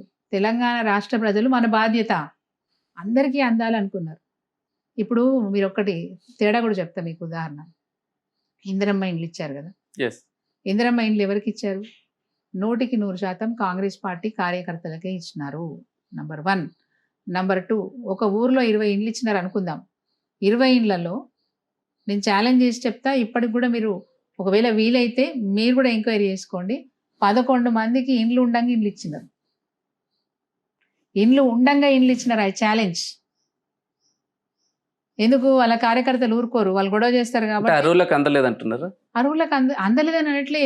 20లో 11 మంది బాజాబ్తా కాంగ్రెస్ పార్టీ కార్యకర్తలు, వాళ్ళకు ఇండ్లు ఉన్నాయి. ఇండ్లు లేని వాళ్ళు వచ్చినాయి 9 మంది. అందరికి ఇవ్వలేని చెప్పట్లేదు. లేని వాళ్ళు 9 మంది ఉంటే ఉన్న వాళ్ళు 10 మంది ఉన్నారు, 11 మంది ఉన్నారు. ఇప్పుడు అదే మీరు ఆరోపణ చేస్తున్న 11 మంది అరువులేనా? అరువులు కాదంటారా? అరువులు కాదు కదా. ఎట్లా అరువులు అవుతారు? ఇండ్లు ఉన్న వాళ్ళకి ఇండ్లు ఇచ్చిన ఎట్లా అరువులు అవుతారండి? మేము ఇచ్చినాం, బాజాబ్తా ఇచ్చినాం. వెళ్ళి ఒకసారి ఎంక్వైరీ చేసుకోండి. ఆలేరులో 64 ఇండ్లు ఇచ్చిన, డబుల్ బెడ్రూమ్ ఇండ్లు. కొలన్పాకలో 64 ఇండ్లు ఇచ్చిన. ఆ రోజు కాంగ్రెస్ పార్టీ అడ్డం పడ్డది. మేము ఇస్తుంటే వచ్చి గొడవ చేసినారు. గొడవ చేస్తే కుసబెట్టిన కాంగ్రెస్ పార్టీ లీడర్లు కూడా కుసబెట్టినాడు. కుర్చీ తీసి కుసబెట్టి నేను పేర్లు చదివితే ఎవరు అనార్హులో చెప్పండి అని చెప్పిన. ఆలేరులో కూడా అఖిలపక్ష పార్టీని పిలిచి తహసీల్దార్ని కూర్చోబెట్టి నువ్వు పేరు చదువు, ఎవరికైనా ఆబ్జెక్షన్ ఉంటే చెప్తారు, లేకపోతే లిస్ట్ ఇచ్చేసి ఈడు చెప్పలేకపోతే సాటుకు చెప్తాం అనుకుంటే మీరు ఎంక్వైరీలో సెలెక్ట్ చేసిన లిస్టు ఆల్ పార్టీకి ఇచ్చేయండి. వాళ్ళు పోయి ఆబ్జెక్షన్స్ ఏమనుంటే సాటుకు వచ్చి మీకు ఇవ్వమని చెప్పండి. ఒక్కరు కూడా వెనక్కి రాలేదండి. మేము సెలెక్ట్ చేసిన లిస్ట్ లో ఒక్కరు కూడా తప్పు ఉందని రాలే వెనక్కి. అంటే ఇదే విషయం అంత పారదర్శకంగా చేసిన మీరు చెప్తున్నారు. అంటే అనర్హులకు ఇచ్చారు, 11 మందికి ఎక్కువ శాతం కార్యకర్తలకు ఇచ్చారన్నారు. బీర్లాయిలే గతంలో కూడా చెప్పారు, ఒక బీఆర్ఎస్ గ్రామ శాఖ అధ్యక్షునికి కూడా నేను ఇల్లు ఇచ్చాను, ఇల్లు పెట్టించానని మీడియా ద్వారా చాలా వరకు అర్హులకు ఇవ్వాల్సిన అవసరం ఉంటుంది, అర్హులకు ఇవ్వాలి. అనర్హులకు కూడా ఇచ్చినట్టు నేను అనే పాయింట్ మీద అర్థం చేసుకోండి. అనర్హులకు కూడా ఇచ్చినారు మీరు అంటున్నాను. అర్హులకు ఇచ్చినారు, అనర్హులకు కూడా ఎక్కువ ఇచ్చినారు. పార్టీ కార్యకర్తలకు మీరు ఎందుకు ఇచ్చినారని నేను అనట్లేదు. కాకపోతే మా విషయానికి వస్తే మేము చాలా పారదర్శకంగా, చాలా ట్రాన్స్పరెన్సీగా మేము లిస్టు సెలెక్ట్ చేసిన, మేము అంటే ఎమ్మెల్యే సెలెక్ట్ చేయలే, బాధాప్త తహసీల్దారే ఇన్ఛార్జ్ ఆఫీసర్ ఉన్నారు మాకు. ఇన్ఛార్జ్ ఆఫీసరు తహసీల్దార్ కలిసి వచ్చిన అప్లికేషన్స్ని ఆర్ఐల ద్వారా, విఆర్ఓల ద్వారా అర్హులా కాదా ఫీల్డ్ ఎంక్వైరీ చేసి వాళ్ళు ఇప్పుడు ఎక్కడ నివాసం ఉంటున్నారు, ఏ ఇంట్లో నివాసం ఉంటున్నారు, వాళ్ళ ఆస్తిపాస్తులు ఏంది, ఇవన్నీ చూసి ఫీల్డ్ ఎంక్వైరీ చేసిన తర్వాత వాళ్ళు ఫిల్టర్ చేసినాక వచ్చిన జాబితాని నోటీస్ బోర్డులో పెట్టి, ఇగో వీళ్ళు మాత్రమే అర్హులు, వచ్చినవి 127, ఫిల్టర్ అయినాక వచ్చిన లిస్టు 127, మేము ఇవ్వాల్సింది 64. అంటే ఇప్పుడు ఇందిరమ్మ కమిటీలే సెలెక్ట్ చేస్తున్నాయి కదా ఇండ్లు. ఇందిరమ్మ కమిటీలో ఎవరున్నారు చెప్పండి? అధికారు ఉన్నారా? ఎవరున్నారు? కాంగ్రెస్ పార్టీ కార్యకర్తలే ఉన్నారు కదా. ఎంత మొత్తం ఎమ్మెల్యే కన్సర్న్లోనే జరుగుతుందంట. 100%. కాంగ్రెస్ పార్టీ నాయకుడు ఏదనుకుంటా జరుగుతుంది. అప్పుడు బీఆర్ఎస్ పార్టీ నాయకుడు ఏదనుకుంటా జరగలే. పూర్తి పారదర్శకంగా పనిచేసినాం. అయితే పార్టీ చూడలేదు, అర్హులకు కోరికే ఆలయం అందించారని చెప్తున్నారు. 100%. ఇప్పుడు మాత్రం పార్టీ కార్యకర్తనే పార్టీనే కాపాడుకుందని అంటున్నారు. అంతే. మేడం, ఇంకొకటి, ప్రస్తుతం ఉన్న ఎమ్మెల్యే బీర్లాయిలే మహేందర్ రెడ్డి గారు మంచి స్నేహితులు. ఒక ఇష్యూ ఏంటంటే అక్కడ స్పెక్ట్రా వెంచర్ ఉంటుంది, భూదందాలు ఇవన్నీ కూడా ఒకరికొకరు కోఆపరేట్ చేసుకుంటారు. వీళ్ళు వాళ్ళకి సపోర్ట్ చేస్తారు, వాళ్ళు వీళ్ళకి సపోర్ట్ చేస్తారు. అంటే అందులో అవినీతి ఆరోపణలో మీ పాత్ర ఉందంటారు? అందులో దీంట్లో అంటే స్పష్టంగా తెలియాల్సిన విషయం ఏంటంటే, బీర్లాయిలే గారు మహేందర్ రెడ్డి గారు మంచి మిత్రులు కాదు, పరిచయస్తులు. ఇప్పుడు జనరల్గా కాన్స్టిట్యున్సీలో నేను సర్పంచ్ ఉన్నప్పుడైనా వారు సర్పంచ్, బీర్లాయిలే గారు సర్పంచ్. సో వారు ఎంపీటీసీగా కూడా పనిచేసినారు. మా నియోజకవర్గంలో ఎంపీటీసీగా పనిచేసినప్పుడు మాకు పరిచయం ఉంటారు కదా, సర్పంచ్గా పనిచేసినప్పుడు మాకు పరిచయం ఉంటారు కదా. మా కాన్స్టిట్యున్సీ కదా, బయట వ్యక్తి కాదు కదా. మా కాన్స్టిట్యున్సీలో ఉన్న లీడర్లు అందరూ దాదాపు మాకు పరిచయం ఉంటారు. కాంగ్రెస్ పార్టీ కావచ్చు, బీజేపీ కావచ్చు, ఇంకో పార్టీ కావచ్చు, సిపిఐ కావచ్చు, సిపిఎం కావచ్చు, ఆల్ పార్టీ లీడర్స్ మాకు పరిచయం. నెంబర్ 1 ఒక డౌట్ అయిపోయింది. రెండో విషయం, స్పెక్ట్రాకి భూములు ఇచ్చే విషయంలో మా వారు రియల్ ఎస్టేట్ బిజినెస్ చేస్తారు. భూములు కొంటారు, అమ్ముతారు. దీంట్లో ముఖ్యంగా మనం గమనించాల్సింది సీలింగ్ భూముల తెరువు మేము భూమి, అసైన్డ్ భూముల తెరువు మేము భూమి, లిటిగేషన్ ఉన్న భూమి మేము భూమి, ఫేర్గా ఉన్న భూమి, ఎలాంటి లిటిగేషన్ క్లియర్ టైటిల్ ఉన్న భూమి కొనుక్కుంటారు, అమ్ముతారు. ఎందుకంటే మేము ఒక స్థాయిలో పనిచేసేవాళ్ళం. ఆ స్థాయిలో ఉన్నప్పుడు ఏ చిన్న పొరపాటు జరిగినా భవిష్యత్తే పాడైపోతుంది. రాజకీయాలు ప్రజల్లో ఉన్నప్పుడు ఇలాంటివి అంతే చేయలేము. అంటే ఇప్పుడు కాదు, మా వారు 1995 నుంచి రాజకీయాల్లో ఉన్నారు, 85 నుంచి రాజకీయాల్లో ఉన్నారు. ఇంత సుదీర్ఘ కాలంలో ఆయన 7 దఫాలుగా వరుసగా పిఎస్సిఎస్ చైర్మన్, ఒక 9 సంవత్సరాలు డిసిసిబి డైరెక్టర్ నల్గొండ, మళ్ళీ మొన్న టర్మ్లో డిసిసిబి చైర్మన్గా పనిచేసినారు. అంటే ఇంతకాలంలో మచ్చలేని నాయకుడిగా పనిచేసిన మా ఆయన నేను గొప్పగా చెప్పుకుంటున్నాను. ఆయన ప్రిన్సిపల్స్ నేను పాటించాలనే ఉద్దేశంతో ఏది ఆశపడకుండా పనిచేసినామనే మాట మళ్ళొకసారి చెప్తున్నాను. స్పెక్ట్రా విషయానికి వస్తే, మేము భూములు కొని అమ్మే విషయంకి వస్తే, మేము భూములు కొన్నాం, స్పెక్ట్రాకి అమ్మినాం. స్పెక్ట్రా విషయం ఎట్లా ఉంటుందంటే, ఆయన చాలా మంది దగ్గర భూములు కొంటాడు, కొన్ని లేఅవుట్లు చేసి ఆయన ప్లాట్ల కింద అమ్ముకుంటుంటాడు. మేము నష్టపోయినాం. జగన్ అనే వ్యక్తి దానికి ఎండి, వాళ్ళ డైరెక్టర్లు ఉన్నారు. ఈ స్పెక్ట్రా అనే కంపెనీ మా దగ్గర భూములు కొనుక్కొని వెంటనే డబ్బులు ఇవ్వరు. వాళ్ళు ఎట్లా ఇస్తారంటే, మాకు ఇన్స్టాల్మెంట్ పద్ధతిలోనే ఇస్తారు, 10 ఇన్స్టాల్మెంట్స్లో ఇస్తారు. ఆ 10 ఇన్స్టాల్మెంట్స్లో ఇచ్చే వరకు మనం వెయిట్ చేయవలసిందే. సో అట్లా స్పెక్ట్రాకి మేము అమ్మినాము, బీర్లాయిలే గారు కూడా అమ్మినారు. సో వారి బిజినెస్కి మా బిజినెస్కి సంబంధమే లేదు. ఎక్కడ కూడా కోయిన్సైడ్ అయ్యింది లేదు, ఎక్కడ కూడా కలిసింది లేదు. రెండోది, మనిషి కనబడితే హలో అంటే హలో అనుకుంటాం, అంతవరకే ఉంటుంది, కానీ బిజినెస్ కలిసి చేసింది లేదు. గతంలో బీర్లాయిలే భూదందాలు అయిలే అని కూడా ఆరోపణలు చేశాను. అంటే దాన్ని కట్టుబడి ఉంటున్నారు? కట్టుబడి ఉన్నాను. నా దగ్గర సాక్ష్యాలు ఉన్నాయండి, సాక్ష్యాలు ఉన్నాయి. సాక్ష్యాలు లేకుండా చెప్పాను కదా విషయం. ఎందుకంటే కొన్ని ప్రిన్సిపల్స్తో వచ్చిన వాళ్ళము సడన్గా ఒకరి మీద ఒక అభియోగం పెడుతున్నాము అంటే సాక్ష్యం లేకుండా పెడుతున్నామంటే దాన్ని వేరే తీరుగా మాట్లాడతారు. మీకు అంతెందుకు, బిలేలే గారి మాట తీరు ఎట్లుంటో చెప్తా వినండి. నేను చెప్పింది సత్యమో అసత్యమో నువ్వు ప్రూవ్ చేసుకో. దీని ఆరోపణే కావచ్చు. నేను అన్నాను కొలన్పాకలో పలానా 7.5 ఎకరాల భూమిని ఆయన రాత్రికి రాత్రే 124 మంది పేరు మీదకి రిజిస్ట్రేషన్ చేసేసిండు.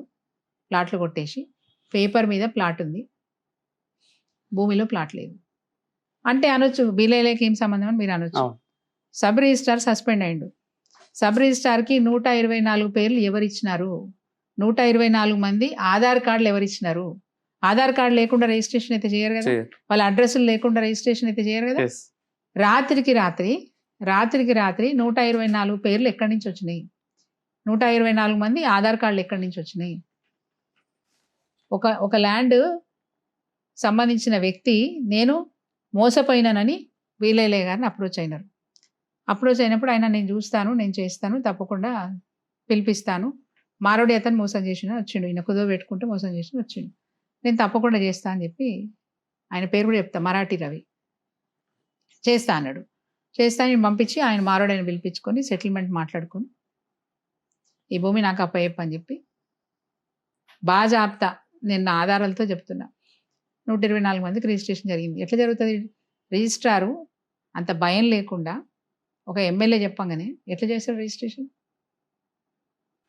అది మేము బయట పెట్టంగానే తెల్లారే, ఇంకా నాకంటే ముందు ఇంకొక విషయం చెప్పాలి మీకు. నా దగ్గరికి రాకముందు ఆ విషయము మన ఎమ్మెల్సీ గారు తీర్మాన్ గారు ఉన్నారు కదా, వారి దగ్గరికి పోయినా. ఎవరైతే బాధితుడు ఉన్నాడో ఆ బాధితుడు తీర్మాన్ మల్ల దగ్గర పోయేసి వేడుకుంటే తీర్మాన్ మల్లన్న గారు దాని మీద రిజిస్ట్రార్ డీజీకి ఎండార్స్ చేసినారు. దీన్ని ఎంక్వైరీ చేసి న్యాయం చేయండి తనకని చెప్పి రాసినారు. తెల్లారి మళ్ళీ ఒక లెటర్ కూడా ఇచ్చినారు. వారి లెటర్ ప్యాడ్ మీద, ఎమ్మెల్సీగా లెటర్ ప్యాడ్ మీద ఐజీ గారికి లెటర్ కూడా రాసినారు. ఏఐజీ రిజిస్ట్రార్ ఆ డిపార్ట్మెంట్ సంబంధించిన ఐజీకి రాసినారు. వెంటనే ఆఫీసర్స్ వచ్చినారు, యారుగుట్ట రిజిస్ట్రార్ ఆఫీస్లో ఎంక్వైరీ చేసినారు. తప్పు జరిగిందని తెలిసిపోయింది. వెంటనే ఆయన సస్పెండ్ చేసినారు. సబ్ రిజిస్ట్రార్ని సస్పెండ్ చేసినారు. సస్పెండ్ అయినారు, అంతవరకు అయిపోయింది. మరి ఆ 124 మంది ఎవరు? నేను ఆరోపణ చేసిన ఎమ్మెల్యే గారి హస్తం ఉంది, ఎమ్మెల్యే గారే దీన్ని చేసినారని నేను చెప్తున్నాను. తెల్లారి స్టేట్మెంట్ ఏమని ఇచ్చినారండి ఎమ్మెల్యే గారు? ఇలాంటి వాళ్ళు అడుగుతారు కదా, మీ మీద ఆరోపణ వచ్చిందని చెప్పి అడుగుతారు కదా. ఆయన ఏం చెప్పి నాకు పిచ్చిలేసింది, ఓడిపోయినా అని బాధతోనే అట్లా మాట్లాడింది, నేను ఆమెను హాస్పిటల్ తోలుతా, రికమెండ్ చేస్తా, యశోదా పోతుందా, పిచ్చి ఆసుపత్రి పోతుందా, రికమెండ్ చేస్తా అని మాట్లాడిండ్రు. అంటే ఆయన తీరు, ఆయన మాట తీరు, మహిళా నేతని అలాగా మహిళ అనేది పక్కన పెట్టండి, అసలు ఒక ఎమ్మెల్యేగా మాట్లాడే పద్ధతేనా అది? నువ్వు నిజంగా నిజాయితీగా నువ్వు అయితే ప్రూవ్ చేసుకో. నేను వెంటనే ఇవ్వాలని ఎంఆర్ఓ గారికి ఆదేశాలు ఇస్తున్నా.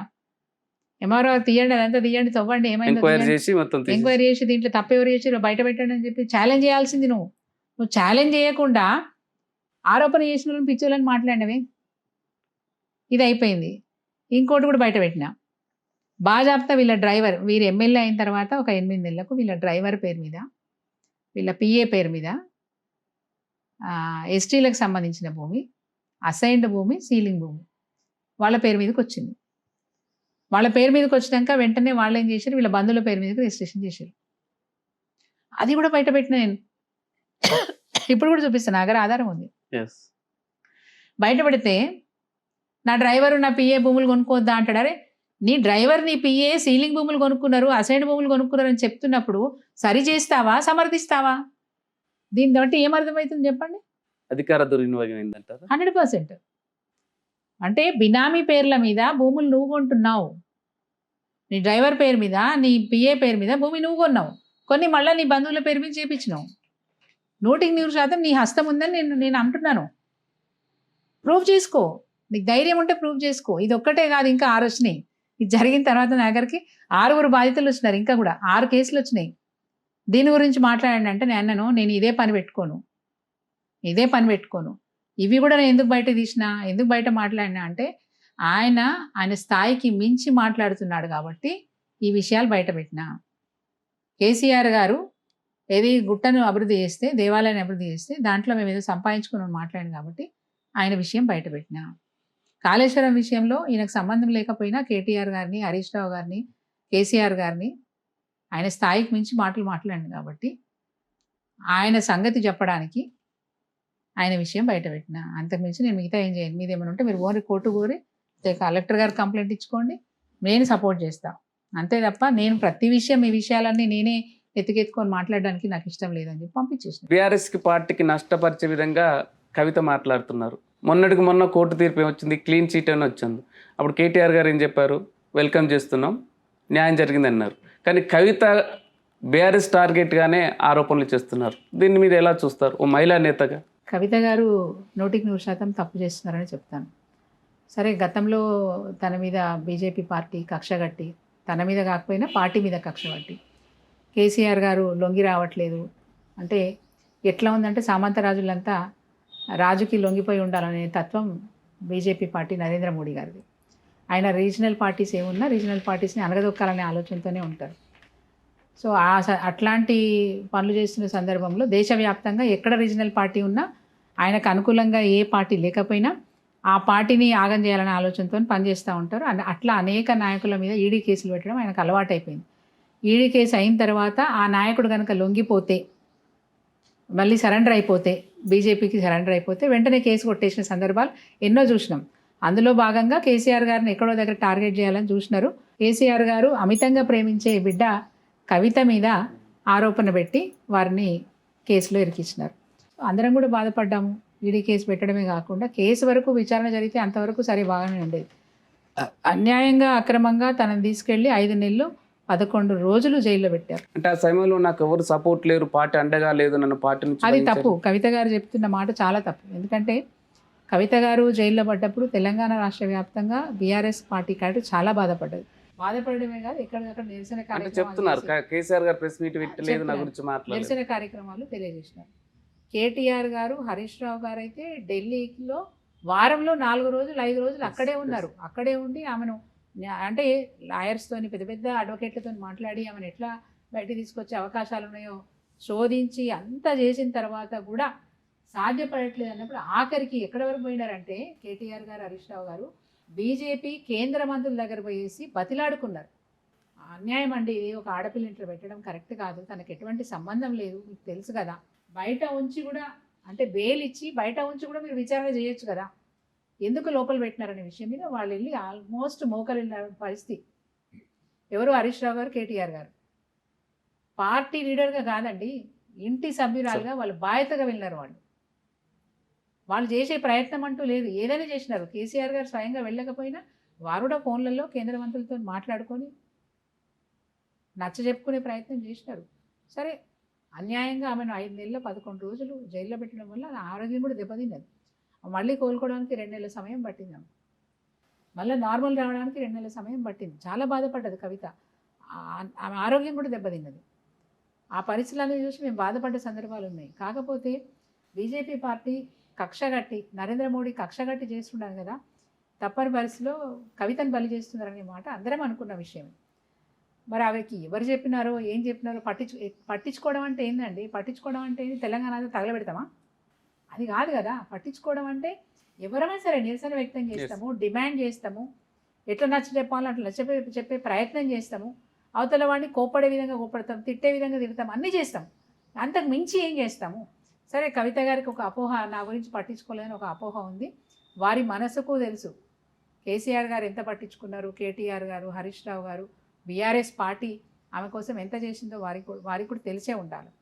రెండో విషయం, వారు ఒక మాట మా అందరినీ బాధించిన విషయం ఏంటంటే, ఒకవైపు విచారణ చేపట్టినారు, ఆ గోస్ కమిషన్ పెట్టి కేసీఆర్ గారిని విచారణకు పిలిపించి, హరీష్ రావు గారిని విచారణకు పిలిపించి, కాళేశ్వరంలో తప్పు జరిగిందని చెప్పి, కుంభకోణం జరిగిందని రకరకాలుగా వాళ్ళు చెప్తూ ఉంటే, బాజాప్తా ఎక్కడ తప్పు జరగలేదని చెప్పేసి బీఆర్ఎస్ పార్టీ తరఫున ఎప్పటికప్పుడు మేము చేసిన పనులను నివేదికలుగా ఇస్తున్నాము, అటు అధికారులు ఇస్తున్నారు, ముఖ్యమంత్రి కేసీఆర్ గారు స్వయంగా పోయి ఎంక్వైరీకి కూర్చున్నారు. ఎటువంటి ఆధారాలు లేవు, ప్రభుత్వానికి ఏ ఆధారం దొరకలేదు, అసలు ఏమీ లేదు. కాబట్టి లేదన్నట్టుగా మేము చెప్పుకుంటూ పోతుంటే అనవసరంగా కవిత గారు బయటికి వచ్చేసి హరీష్ రావు గారే కారణం ఇందులో అవినీతికి అన్నారు. అవినీతి జరగలేదని ఏమంటుంటే సంతోషరావు, హరీష్ రావు కలిసి అవినీతి మరకలు అంటించినారు పార్టీకి అని చెప్పి అన్నారు. అసలు అవినీతి లేదని మేము అంటున్నాం, అవినీతి జరిగిందని కవిత గారు అంటున్నారు. ఎంత పెద్ద తప్ప. పార్టీలో ఉండి పార్టీలో ఉండి పార్టీ ద్వారా పదవులు పొంది పార్టీని ఇబ్బంది పెట్టే ప్రయత్నం కవిత గారు చేయడం ఎంతవరకు సమంజసం? కేసీఆర్ ఉండగా చాలా అవినీతి జరిగిందని చెప్తున్నారు, కవిత గారు మాట్లాడుతున్నారు. ఏ ప్రాంతానికి పోతే ఆ ప్రాంతంలో ఆ పని చేయలేదు, ఈ పని చేయలేదు అని చెప్పి మాట్లాడుతున్నారు. కవిత గారిని మేము ఒకటే మాట్లాడుతున్నాం, పార్లమెంటు సభ్యురాలుగా ఈ పార్టీలో మీరు పనిచేసినారు, ఎమ్మెల్సీగా ఈ పార్టీలో మీరు పనిచేసినారు, పార్టీలో అత్యున్నతమైనటువంటి స్థానంలో మీరు ఉన్నారు. పైగా ఈ పార్టీకి అధ్యక్షులు ఎవరు? గౌరవ కేసీఆర్ గారు. పార్టీ ఫౌండర్ ఎవరు? గౌరవ కేసీఆర్ గారు. ముఖ్యమంత్రి ఎవరు? కేసీఆర్ గారు. వారి బిడ్డగా మీకున్నంత సఖ్యత పార్టీలో ఎవరికీ లేదు. ఇంకో సీక్రెట్ కూడా చెప్తున్నా మీకు, కేటీఆర్ గారికి కూడా కవిత గారికి ఉన్నంత సఖ్యత ఉండదు. కేటీఆర్ గారు కూడా ధైర్యంగా నాన్న దగ్గర పోయి కూర్చొని ధైర్యంగా ప్రతి విషయం చెప్పలేడు ఆయన.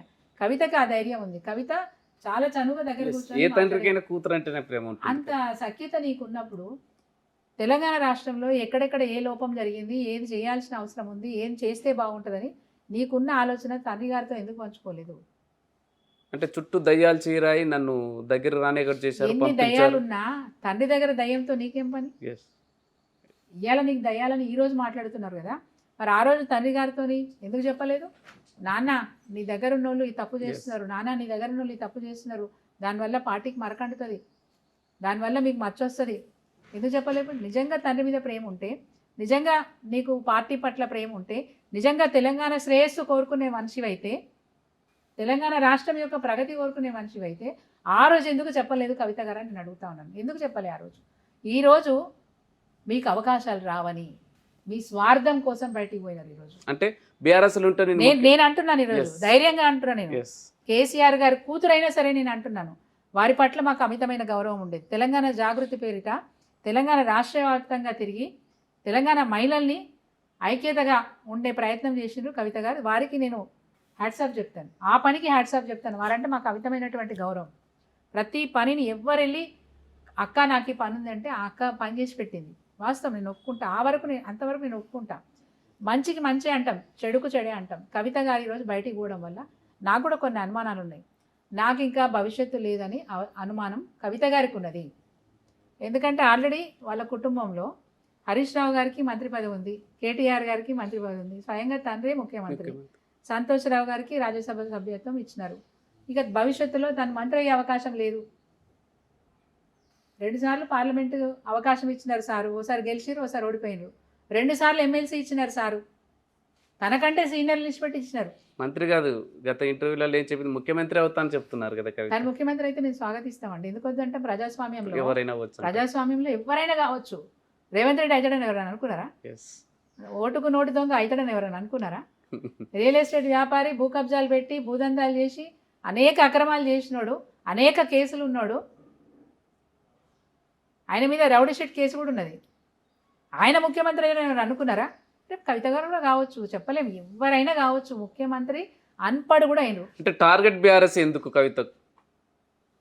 తనకు అవకాశాలు లేవు ఒకటి. రెండవది, రేవంత్ రెడ్డి గారితో అగ్రిమెంట్ ఉంది. టైప్ అయిందంటారు. నేను అంటున్నాను టైప్ అయి ఉన్నారు.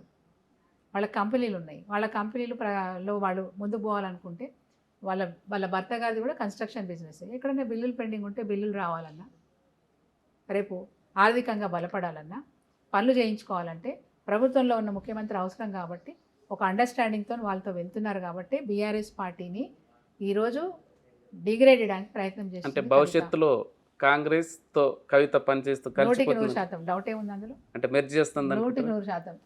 ఆమె బీజేపీలో మర్జ్ చేసుకుంటుందా లేకపోతే కాంగ్రెస్లో మర్జ్ చేసుకుంటుందా మాకు అనవసరం. కానీ బీఆర్ఎస్ పార్టీని ఆమె ఎట్లయినా సరే టార్గెట్ చేసుకొని మాట్లాడుతుంది. ఈ టార్గెట్ చేసుకోవడానికి ఒక పార్టీ నడపడం అంటే అంత ఈజీ విషయం కాదండి. కేసీఆర్ గారు కొత్తగా పార్టీ పెట్టి దాన్ని నడిపించాలంటే, అది ఉద్యమాన్ని నడపాలంటేనే ఆయన డక్కి మొక్కలు తిన్నారు. అనేక అవమానాలు, అనేక ఆరోపణలు, అనేక బాధలు, అన్ని రకాలుగా ఉంటాయి. అన్నీ తట్టుకొని నిలబడ్డారంటే మామూలు విషయం కాదు. ఒక పార్టీ నడపడం అంటే అంత ఈజీ కాదు. కవిత గారు ఈరోజు ఒక పార్టీ నడుపుతాను ధైర్యంగా ముందడుగేసారు, ఓకే, వి అప్రిషియేట్. కానీ నువ్వు నడిచే క్రమం, నీ పార్టీని పెట్టుకునే క్రమం, నీ పార్టీ ద్వారా నువ్వు ప్రజల్లోకి వెళ్ళే క్రమం ఏదైతే ఉందో అది సరిగ్గా లేదు. జాతిపితను అవమానిస్తున్నావు. తెలంగాణ రాష్ట్రంలో అన్ని రంగాల్లో అభివృద్ధి సాధించిన రాష్ట్రం తెలంగాణ రాష్ట్రం. అది సాధించి పెట్టిన పార్టీ బీఆర్ఎస్ పార్టీ. బీఆర్ఎస్ పార్టీలో మంత్రులు కానీ ఎమ్మెల్యేలు కానీ చిత్తశుద్ధితో పనిచేసినారు, కసితో పనిచేసినారు, తెలంగాణ రాష్ట్ర బాగు కోసం పనిచేసినారు. కేసీఆర్ గారి డైరెక్షన్లో, వారి డైరెక్షన్లో పనిచేసినారు. అంటే కవిత తన తప్పు తెలుసుకొని మళ్ళీ బీఆర్ఎస్లోకి వస్తే స్వాగతిస్తారా? స్వాగతిస్తాం.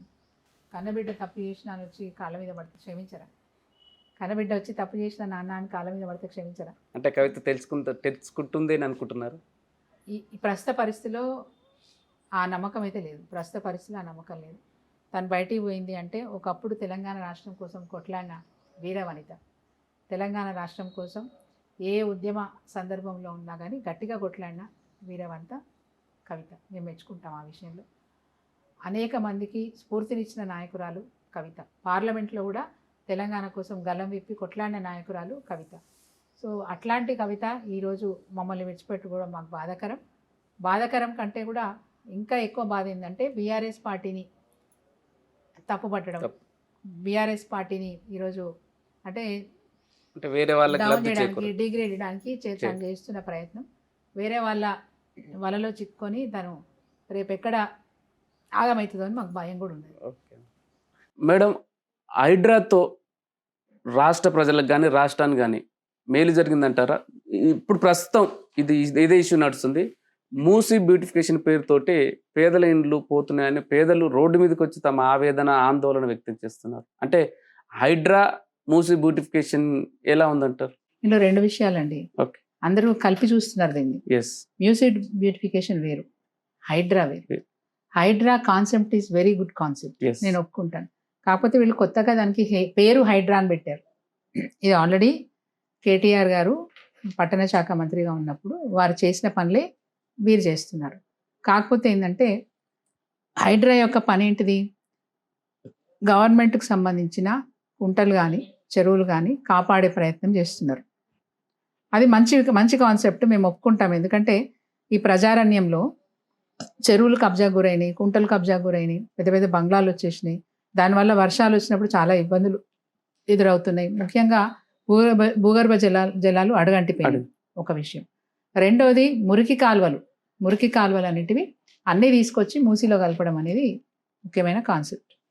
సో సాధ్యమైనంత వరకు కేటీఆర్ గారు ఉన్నప్పుడు సాధ్యమైనంత వరకు కొన్ని చెరువులను, కొన్ని కుంటల్ని కాపాడే ప్రయత్నం చేసి వాటిని బ్యూటిఫుల్గా తయారు చేసిన సందర్భాలు కూడా ఉన్నాయి. వాటికి ఈరోజు రేవంత్ రెడ్డి గారు కొత్తగా పేర్లు పెట్టే అలవాటు ఆయనకున్నది. తెలంగాణ తల్లిని మార్చినారు, తెలంగాణ లోగోని మార్చినారు. అట్లాగే తనకంటూ ఒక ప్రత్యేకత ఉండాలని చెప్పేసి హైడ్రా అని ఒక డిపార్ట్మెంట్ని క్రియేట్ చేసినారు. We are happy with that. మంచి డిపార్ట్మెంట్ని క్రియేట్ చేసినారు. ఒక ఆఫీసర్, ఐఏఎస్ ఆఫీసర్ని పెట్టినారు. వారి ద్వారా పని చేయించాలనుకుంటున్నారు, బాగుంది. కానీ విధానం బాగలేదు, చేయించే విధానం బాగలేదు. ఎందుకంటున్నానంటే పేదవాళ్లను నిరాశ్రయులను చేస్తున్నారు, రోడ్డు మీద పడేస్తూ ఉన్నారు. మీరు ఆల్రెడీ చేయాలని ఒక ఆలోచన ఉన్నప్పుడు ముందుగా నోటీసులు ఇవ్వాలి. నోటీసులు ఇచ్చినప్పుడు వాళ్ళ దగ్గర నుంచి ఏమైనా ఆక్షేపణలు, వాళ్ళ ఆక్రందన ఏమైనా ఉంటే విని వాళ్ళకి చేసే సాయం చేసి వాళ్ళని సాటిస్ఫై చేసి అక్కడి నుంచి మూవ్ చేయండి. వాళ్ళు ఏమి మాట్లాడకుండా, వాళ్ళని ఏం పట్టించుకోకుండా ఇండ్లు గూళ్ళ కొట్టేసి రోడ్డును పడేస్తే ఎంత తప్పది? అంటే అప్పట్లో బీఆర్ఎస్ అంటే భూదందాలకు తెరలేపి అక్రమ నిర్మాణాల కోసం పర్మిషన్లు ఇచ్చిందని చెప్తున్నారు. పర్మిషన్లు కాదు వీళ్ళకి, అంటే రేవంత్ రెడ్డి గారికి పెద్దగా అవగాహన ఉండదని నేను అనుకుంటాను. ఇచ్చాం, ఎల్ఆర్ఎస్, బీఆర్ఎస్ అని ఇచ్చినాం, కొత్త జీవోలు ఇచ్చినాం, land రెగ్యులరేషన్ scheme, building regulation scheme ఇచ్చాం. ఎక్కడైతే పర్మిషన్లు తీసుకోకుండా కట్టుకున్నారో ఈ రోజన్నా మీరు పర్మిషన్లు తీసుకోండి, రెగ్యులరైజ్ చేసుకొని అది గ్రామ పంచాయతీలోకి నోటిఫై అయ్యేటట్టుగా, మున్సిపాలిటీలోకి అక్కడ లోకల్ గవర్నమెంట్ ఏది ఉంటే ఆ గవర్నమెంట్లోకి వీళ్ళు రావాలా. అట్లయితేనే కదా వాళ్ళకి నాలా కనెక్షన్ కానీ, వాటర్ కనెక్షన్ కానీ, పవర్ కనెక్షన్ కానీ ఏదైనా రెగ్యులరైజ్ అవుతుంది. సో ఈ ఆస్తి వీళ్ళదని చెప్పుకోవడానికి ఒక బ్యాంక్ వెళ్తే రుణం రాదండి. అదే రెగ్యులరైజ్ అయ్యి ఉంటే బ్యాంక్ వెళ్తే రుణం వస్తుంది. నువ్వు ఓనర్షిప్ అనేది నీకు బాజాబ్తా టైటిల్ వస్తుంది, గవర్నమెంట్ రికార్డులో ఉంటుంది అది. కాబట్టి ఎల్ఆర్ఎస్, బీఆర్ఎస్ స్కీమ్స్ తీసుకొచ్చి ఇర్రెగ్యులర్గా ఉన్న వాటిని రెగ్యులరైజ్ చేసుకోమని చెప్పి గవర్నమెంట్ ఒక మంచి అవకాశం కల్పించింది పేదవాళ్ళకి. చాలామంది రెగ్యులరైజ్ చేయించుకున్నారు. కానీ ఎక్కడైతే నాలాల మీద కబ్జాలు చేసి ఇండ్లు కట్టుకున్నారో వాళ్ళని తీయాల్సిన పరిస్థితి వచ్చినప్పుడు వాళ్ళకి డబుల్ బెడ్రూమ్ ఇల్లు కట్టిస్తావా, ఇల్లు ఇస్తావా, లేకపోతే 10 లక్షలు ఇస్తావా?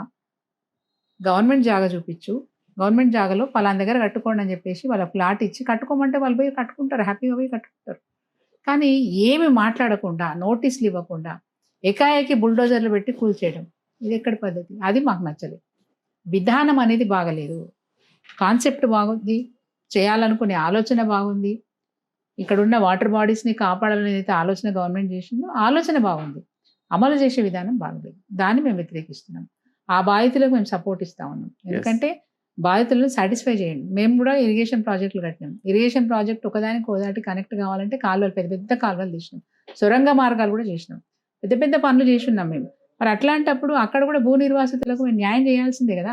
అది న్యాయం చేసిన తర్వాత నువ్వు భూమి మీదకి పోవాలి, నీకు రైట్ ఎక్కడిది? ఆ భూమి మీదకి పోయే రైట్ ఎక్కడిది? కాబట్టి ఈరోజు మేము గవర్నమెంట్ని ప్రశ్నించేది ఏంటంటే, హైడ్రా కమిషనర్ గారిని ప్రశ్నించేది ఏంటంటే, నువ్వు అవలంబించే విధానం బాగలేదు. ముఖ్యంగా బడాబాబులై తెరువు ఊరు మీరు, మంత్రులవి కూడా ఉన్నాయి, చెరువును ఆనుకొని వాళ్ళ ఫామ్ హౌస్లు ఉన్నాయి, వాళ్ళ గెస్ట్ హౌస్లు ఉన్నాయి, వాళ్ళకి నోటీస్ కూడా ఇవ్వరు మీరు. FTL ఉన్నట్టు, FTL ఉన్న వాటికి కూడా పోరు మీరు, బఫర్ జోన్లో ఉన్న వాటికి పోరు మీరు, బడాబాబుల దగ్గర పోరు మీరు. కానీ పేదవాళ్ళ ఇళ్ళ దగ్గర పోతున్నారు, పేదవాళ్ళని కుల్లగొట్టేస్తున్నారు. అంటే బడాబాబులు ఎన్కన్వెన్షన్ సెంటర్ క్లోజ్ చేసాం, కూర్చేసాం అని చెప్పారు. ఒక్కటే ఆ ఎన్కన్వెన్షన్ కూడా ఒక్కటి చేసి ఇక మేము చేసినామని సింబాలిక్ గా చెప్పుకోవడానికి ఒకటి చెప్తున్నారు. మిగతా అట్లనే ఉన్నాయి కదా, బఫర్ జోన్లో ఉన్నాయి కదా, FTLలో ఉన్నాయి కదా. ఎన్నిసార్లు చెప్తున్నాం? అసలు చెవుల జోరీగా వారినట్టు కూడా ఉండదు వీళ్ళకు, విననట్టే ఉంటారు, దున్నపోతు మీద వాన పడ్డట్టే ఉంటారు వీళ్ళు.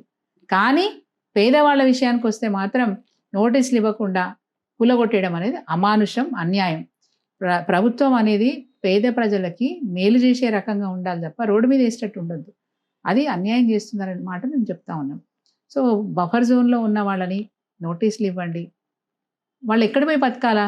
రోడ్డు మీద పడేస్తే ఎట్లా పోయి మళ్ళీ బిచ్చమెత్తారు వాళ్ళు, లేకపోతే దొంగతనాలు పెరుగుతాయి, వాళ్ళ పనులు పోతున్నాయి, వాళ్ళ నష్టపరిహారం కింద వాళ్ళకి డబుల్ బెడ్రూమ్ ఇంట్లో కట్టించిస్తాం, అక్కడికి తరలిస్తాం అని చెప్తున్నాం. 100% మంచి విషయం కదా, కట్టి పంపండి. ఇంకోటి, మేము కట్టించిన డబుల్ బెడ్రూమ్ ఇల్లు మేము ఇవ్వలేకపోయినాం, అవి అట్లనే ఉన్నాయి, అవి వాడుకోండి, వీళ్ళని అక్కడ తరలించండి. రెండోది, వాళ్ళు వేసే క్వశ్చన్ ఏంది? అయ్యా మేము 20 ఏళ్ళ నుంచి బతుకుతున్నాము, ఇక్కడే చిన్నగా పని చేసుకొని బతుకుతున్నాను. ఒక ఆడమ అడిగింది, చాలా మంది ఆడవాళ్ళు అడిగి, ఇళ్ళలో తిరిగి బతుకుతున్నాం, ఇళ్ళలో పనులు చేసి బతుకుతున్నాం, ఆడికి పోతే మా ఉపాధి పోతుంది. ఇల్లు ఇస్తావు పోమంటున్నావు, బాగానే ఉంది, మా ఉపాధి పోతుంది.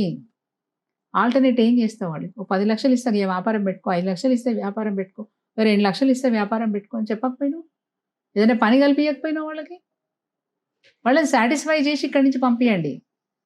అది కాకుండా అక్రమంగా వాళ్ళను అక్కడి నుంచి నెట్టి పడేస్తున్నారు, బయటికి వెళ్ళగొడుతున్నారు. కాబట్టి PRS క్వశ్చన్ చేసింది. నెంబర్ 1, ఇది హైడ్రాకి సంబంధించి కాన్సెప్ట్ మంచిది, అవలంబించే విధానం మంచిలేదు. మూసీ విషయానికి వస్తే, మూసీ బ్యూటిఫికేషన్ ప్రజల నుంచి వచ్చిన కోరిక. ఎవరి కోరిక అది? మూసీని బాగు చేయడం అనేది ప్రభుత్వ బాధ్యత. ఆ బాధ్యతగా ఫీల్ అయినారు కాబట్టి KTR గారు ఉండగా 36,000 కోట్లతోని దీన్ని బాగు చేయాలని చెప్పి నిర్ణయం తీసుకున్నారు. ప్రాజెక్టుకి సంబంధించిన నిధులు కూడా శాంక్షన్ ఇచ్చినారు. ఆల్రెడీ STPలు కూడా అయిపోయినాయి. 80% STPలు అయిపోయినాయి, 20% STPలు పెండింగ్ ఉన్నాయి. ఆ STPలు పూర్తి చేయండి.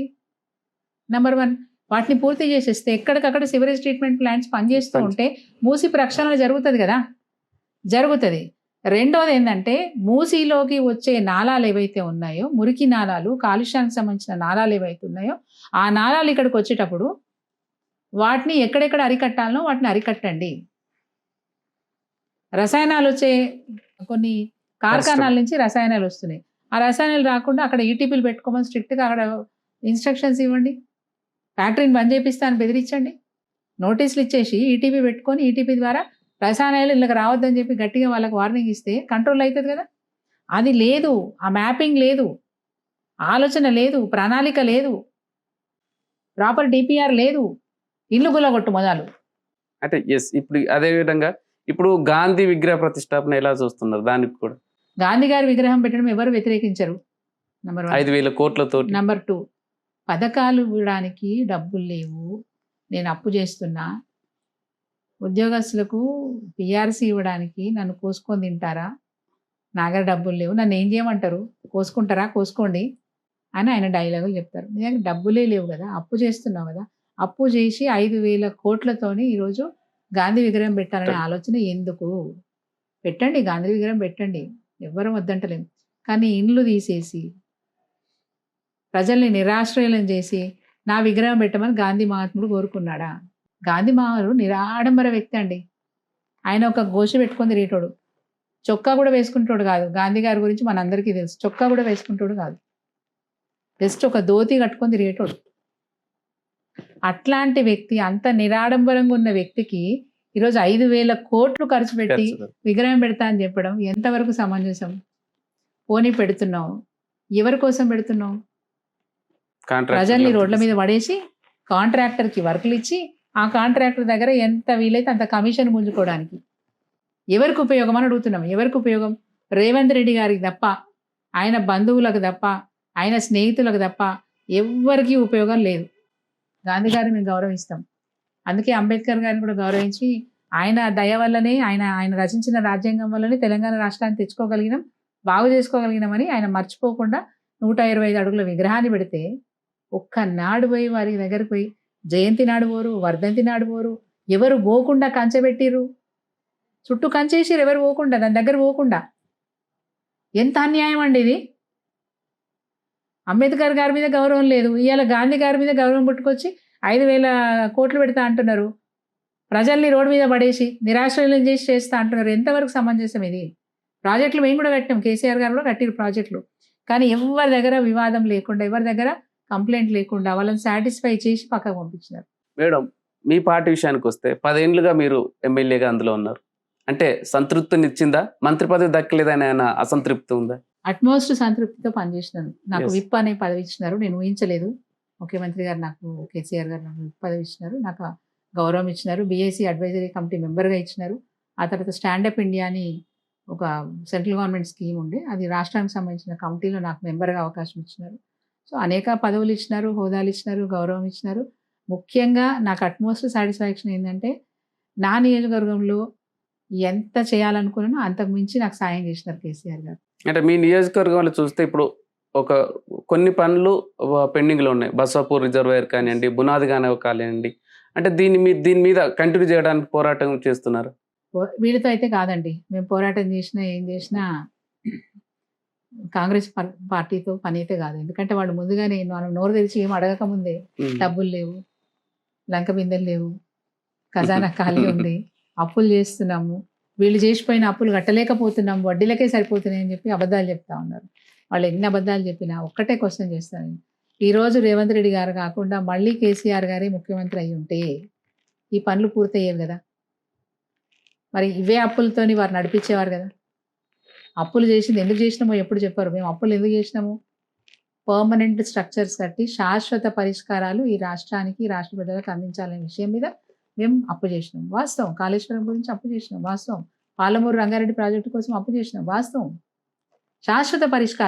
శాశ్వత పరిష్కారంగా దాంతోపాటు ఆదాయం పెరుగుతోంది ప్రభుత్వానికి. ఎట్లా పెరుగుతోంది? విపరీతంగా పంటలు పండినాయండి. మనం పండించే, తెలంగాణ రాష్ట్రం రాకముందు ఈ ప్రాంతంలో పండిన పంటకి 60 రెట్లు పంట పెరిగింది. అంటే ఉత్పత్తి పెరిగింది. ఉత్పత్తి పెరిగితే రాష్ట్రానికి ఆదాయం పెరుగుతుంది. ఆదాయం పెంచుకుంటూ ప్రజల సంక్షేమాన్ని చూసింది టీఆర్ఎస్ పార్టీ. కరోనా రావడం, డిమానిటేషన్, ఇవి రెండు మాకు పెద్ద దెబ్బ అయిపోయింది. Yes. డిమానిటేషన్ దేశవ్యాప్తంగా జరిగింది అనుకోండి, కరోనా మాకు చాలా పెద్ద దెబ్బ. ఆదాయం లేకపోవడం వల్ల వెంటనే మనం ఆ పనులు చేయలేకపోయాం. అంటే అక్కడ భూ నిర్వాసితులకు డబ్బులు ఇవ్వలేదు. బస్వాపూర్ అనే విలేజ్, బిఎన్ తిమ్మాపూర్ విలేజ్ ఈ రోజు వరకు కూడా మనం డబ్బులు ఇవ్వలేదు కాబట్టి పనులు పెండింగ్లో పడ్డాయి. అక్రమంగా వాళ్ళు ఉంటే ఉన్నారు, మీరు నిర్మాణం చేసుకుంటా పోండి, నేను నీళ్ళు నింపేస్తా, మునిగిపోతారని అనలే కదా కేసీఆర్ గారు. కేసీఆర్ గారు ఏమన్నారు? ఆ గ్రామాల వాళ్ళకి డబ్బులు ఇచ్చేదాకా పనులు ఆపండి. నీళ్లు మాత్రం 1.5 టీఎంసీ కెపాసిటీకి వచ్చింది ఇప్పుడు. అంటే ఇప్పుడు నింపుకుంటే ఏ ఊరు మునగదు. ఇప్పుడు 1.5 టీఎంసీ నీరు అందులోకి తీసుకున్నా కానీ ఏ ఊరు మునగదు. కాబట్టి ప్రస్తుతం 1.5 టీఎంసీతోనే నడిపిద్దాం. డబ్బులు లేవు కాబట్టి ఇప్పుడు అనవసరంగా వాళ్ళని ఎవరిని డిస్టర్బ్ చేయొద్దు, ఇబ్బంది పెట్టద్దు. డబ్బులు వచ్చిన తర్వాత వాళ్ళు ఊరు ఖాళీ చేసిన తర్వాతనే మనం కెపాసిటీ పెంచుకుందామని చెప్పినారు. అంత అంటే ఏదన్నా పారదర్శకంగా ఓపెన్గా మాట్లాడుతుండే కేసీఆర్ గారు. ఈరోజు ఉత్తమ్ కుమార్ రెడ్డి గారు ఏదో మేము కెపాసిటీ తగ్గిస్తాం. ఎందుకు తగ్గిస్తారు కెపాసిటీ? ఆల్రెడీ సగం పైసలు ముట్టినాయి, ఇంకా సగం పైసలు వచ్చేటివి ఉన్నాయి. ఆ సగం పైసలు కేసీఆర్ ఉండగానే ఇచ్చినాం. ఆ మిగతా సగం పైసలు ఇచ్చేసి వాళ్ళని అక్కడి నుంచి తరలించండి. వాళ్ళు రెడీగా ఉన్నారు వెళ్ళిపోవడానికి. ఒకప్పుడు పోమని ధర్నాలు చేసినారు, దీక్షలు చేసినారు. అంటే ఇప్పుడు వాళ్ళు వెళ్ళిపోతామంటున్నారు అక్కడి నుంచి. ఇప్పుడు కాంగ్రెస్ ప్రభుత్వంలో భువనగిరి కాన్స్టిట్యున్సీ కానీ, ఆలేరు కాన్స్టిట్యున్సీ కానీ, తుంగతుర్తి కాన్స్టిట్యున్సీ ప్రజలు గోదావరి జలాలు చూడలేరంటారా? చూసే అవకాశం ఉందండి. మల్లన్న సాగర్ నుంచి నేనుండగా కూడా నేను నీళ్ళు ఇచ్చాను. నేనుండగా కొండపోచమ్మ సాగర్ ద్వారా మనకు 3 గేట్లు ఉంటాయి అక్కడ. 3 గేట్లలో ఒక గేటు బాజాప్తా మనకు నీళ్ళు వస్తాయి. ప్రధానంగా బునాది కాలువ. బునాది గాని కాలువకి బస్వాపూర్ ద్వారానే అవకాశం ఉంది. Yes. సో బస్వాపూర్లో 1.5 టీఎంసీ నింపి అక్కడ విడతల వారీగా మనం నీళ్లు వదిలితే తప్పకుండా బునాది గాని కాలువకి నీళ్ళు వచ్చే అవకాశం ఉంది. మొదట్లో పనికిరాదు, ఇప్పుడు రిపేర్లు చేసి మళ్ళీ నీళ్ళు ఇస్తామని మళ్ళీ చెప్తున్నారు కదా. పనికిరానది ఇవాళ ఎట్లా పనికొచ్చింది? ఇవాళ ఎట్లా పనికొచ్చింది? పనికిరాదు నిజంగా చెప్తున్నాను. సరే, అది బాంబులు పెట్టి పేల్చినారని ఒకరు అంటారు, కావాలని అక్కడ పర్టికులర్గా బాంబులు పెట్టి పేల్చినారని, ఇసుక కోసమే జరిగిందని చెప్తున్నారు. సరే, వీళ్ళు ఏం చెప్తారంటే వాటర్ ఫ్లడ్ బాగా వచ్చినప్పుడు తట్టుకోలేక పిల్లర్ కూలిపోయిందని అంటారు. అది పిల్లర్ ఒకటి పోయింది అనుకుందామండి. జనరల్ నాలెడ్జ్, మనం ఇంజనీర్లం కానక్కర్లేదు. అక్కడ 82 పియర్స్ ఉన్నాయి. పియర్స్ అంటే పిల్లర్ మీద ఉండేదాన్ని పియర్ అంటాం. సో 82 పిల్లర్లు ఉన్నాయి. 82 పిల్లర్లో ఒక్క పిల్లర్ పొంగిపోయింది.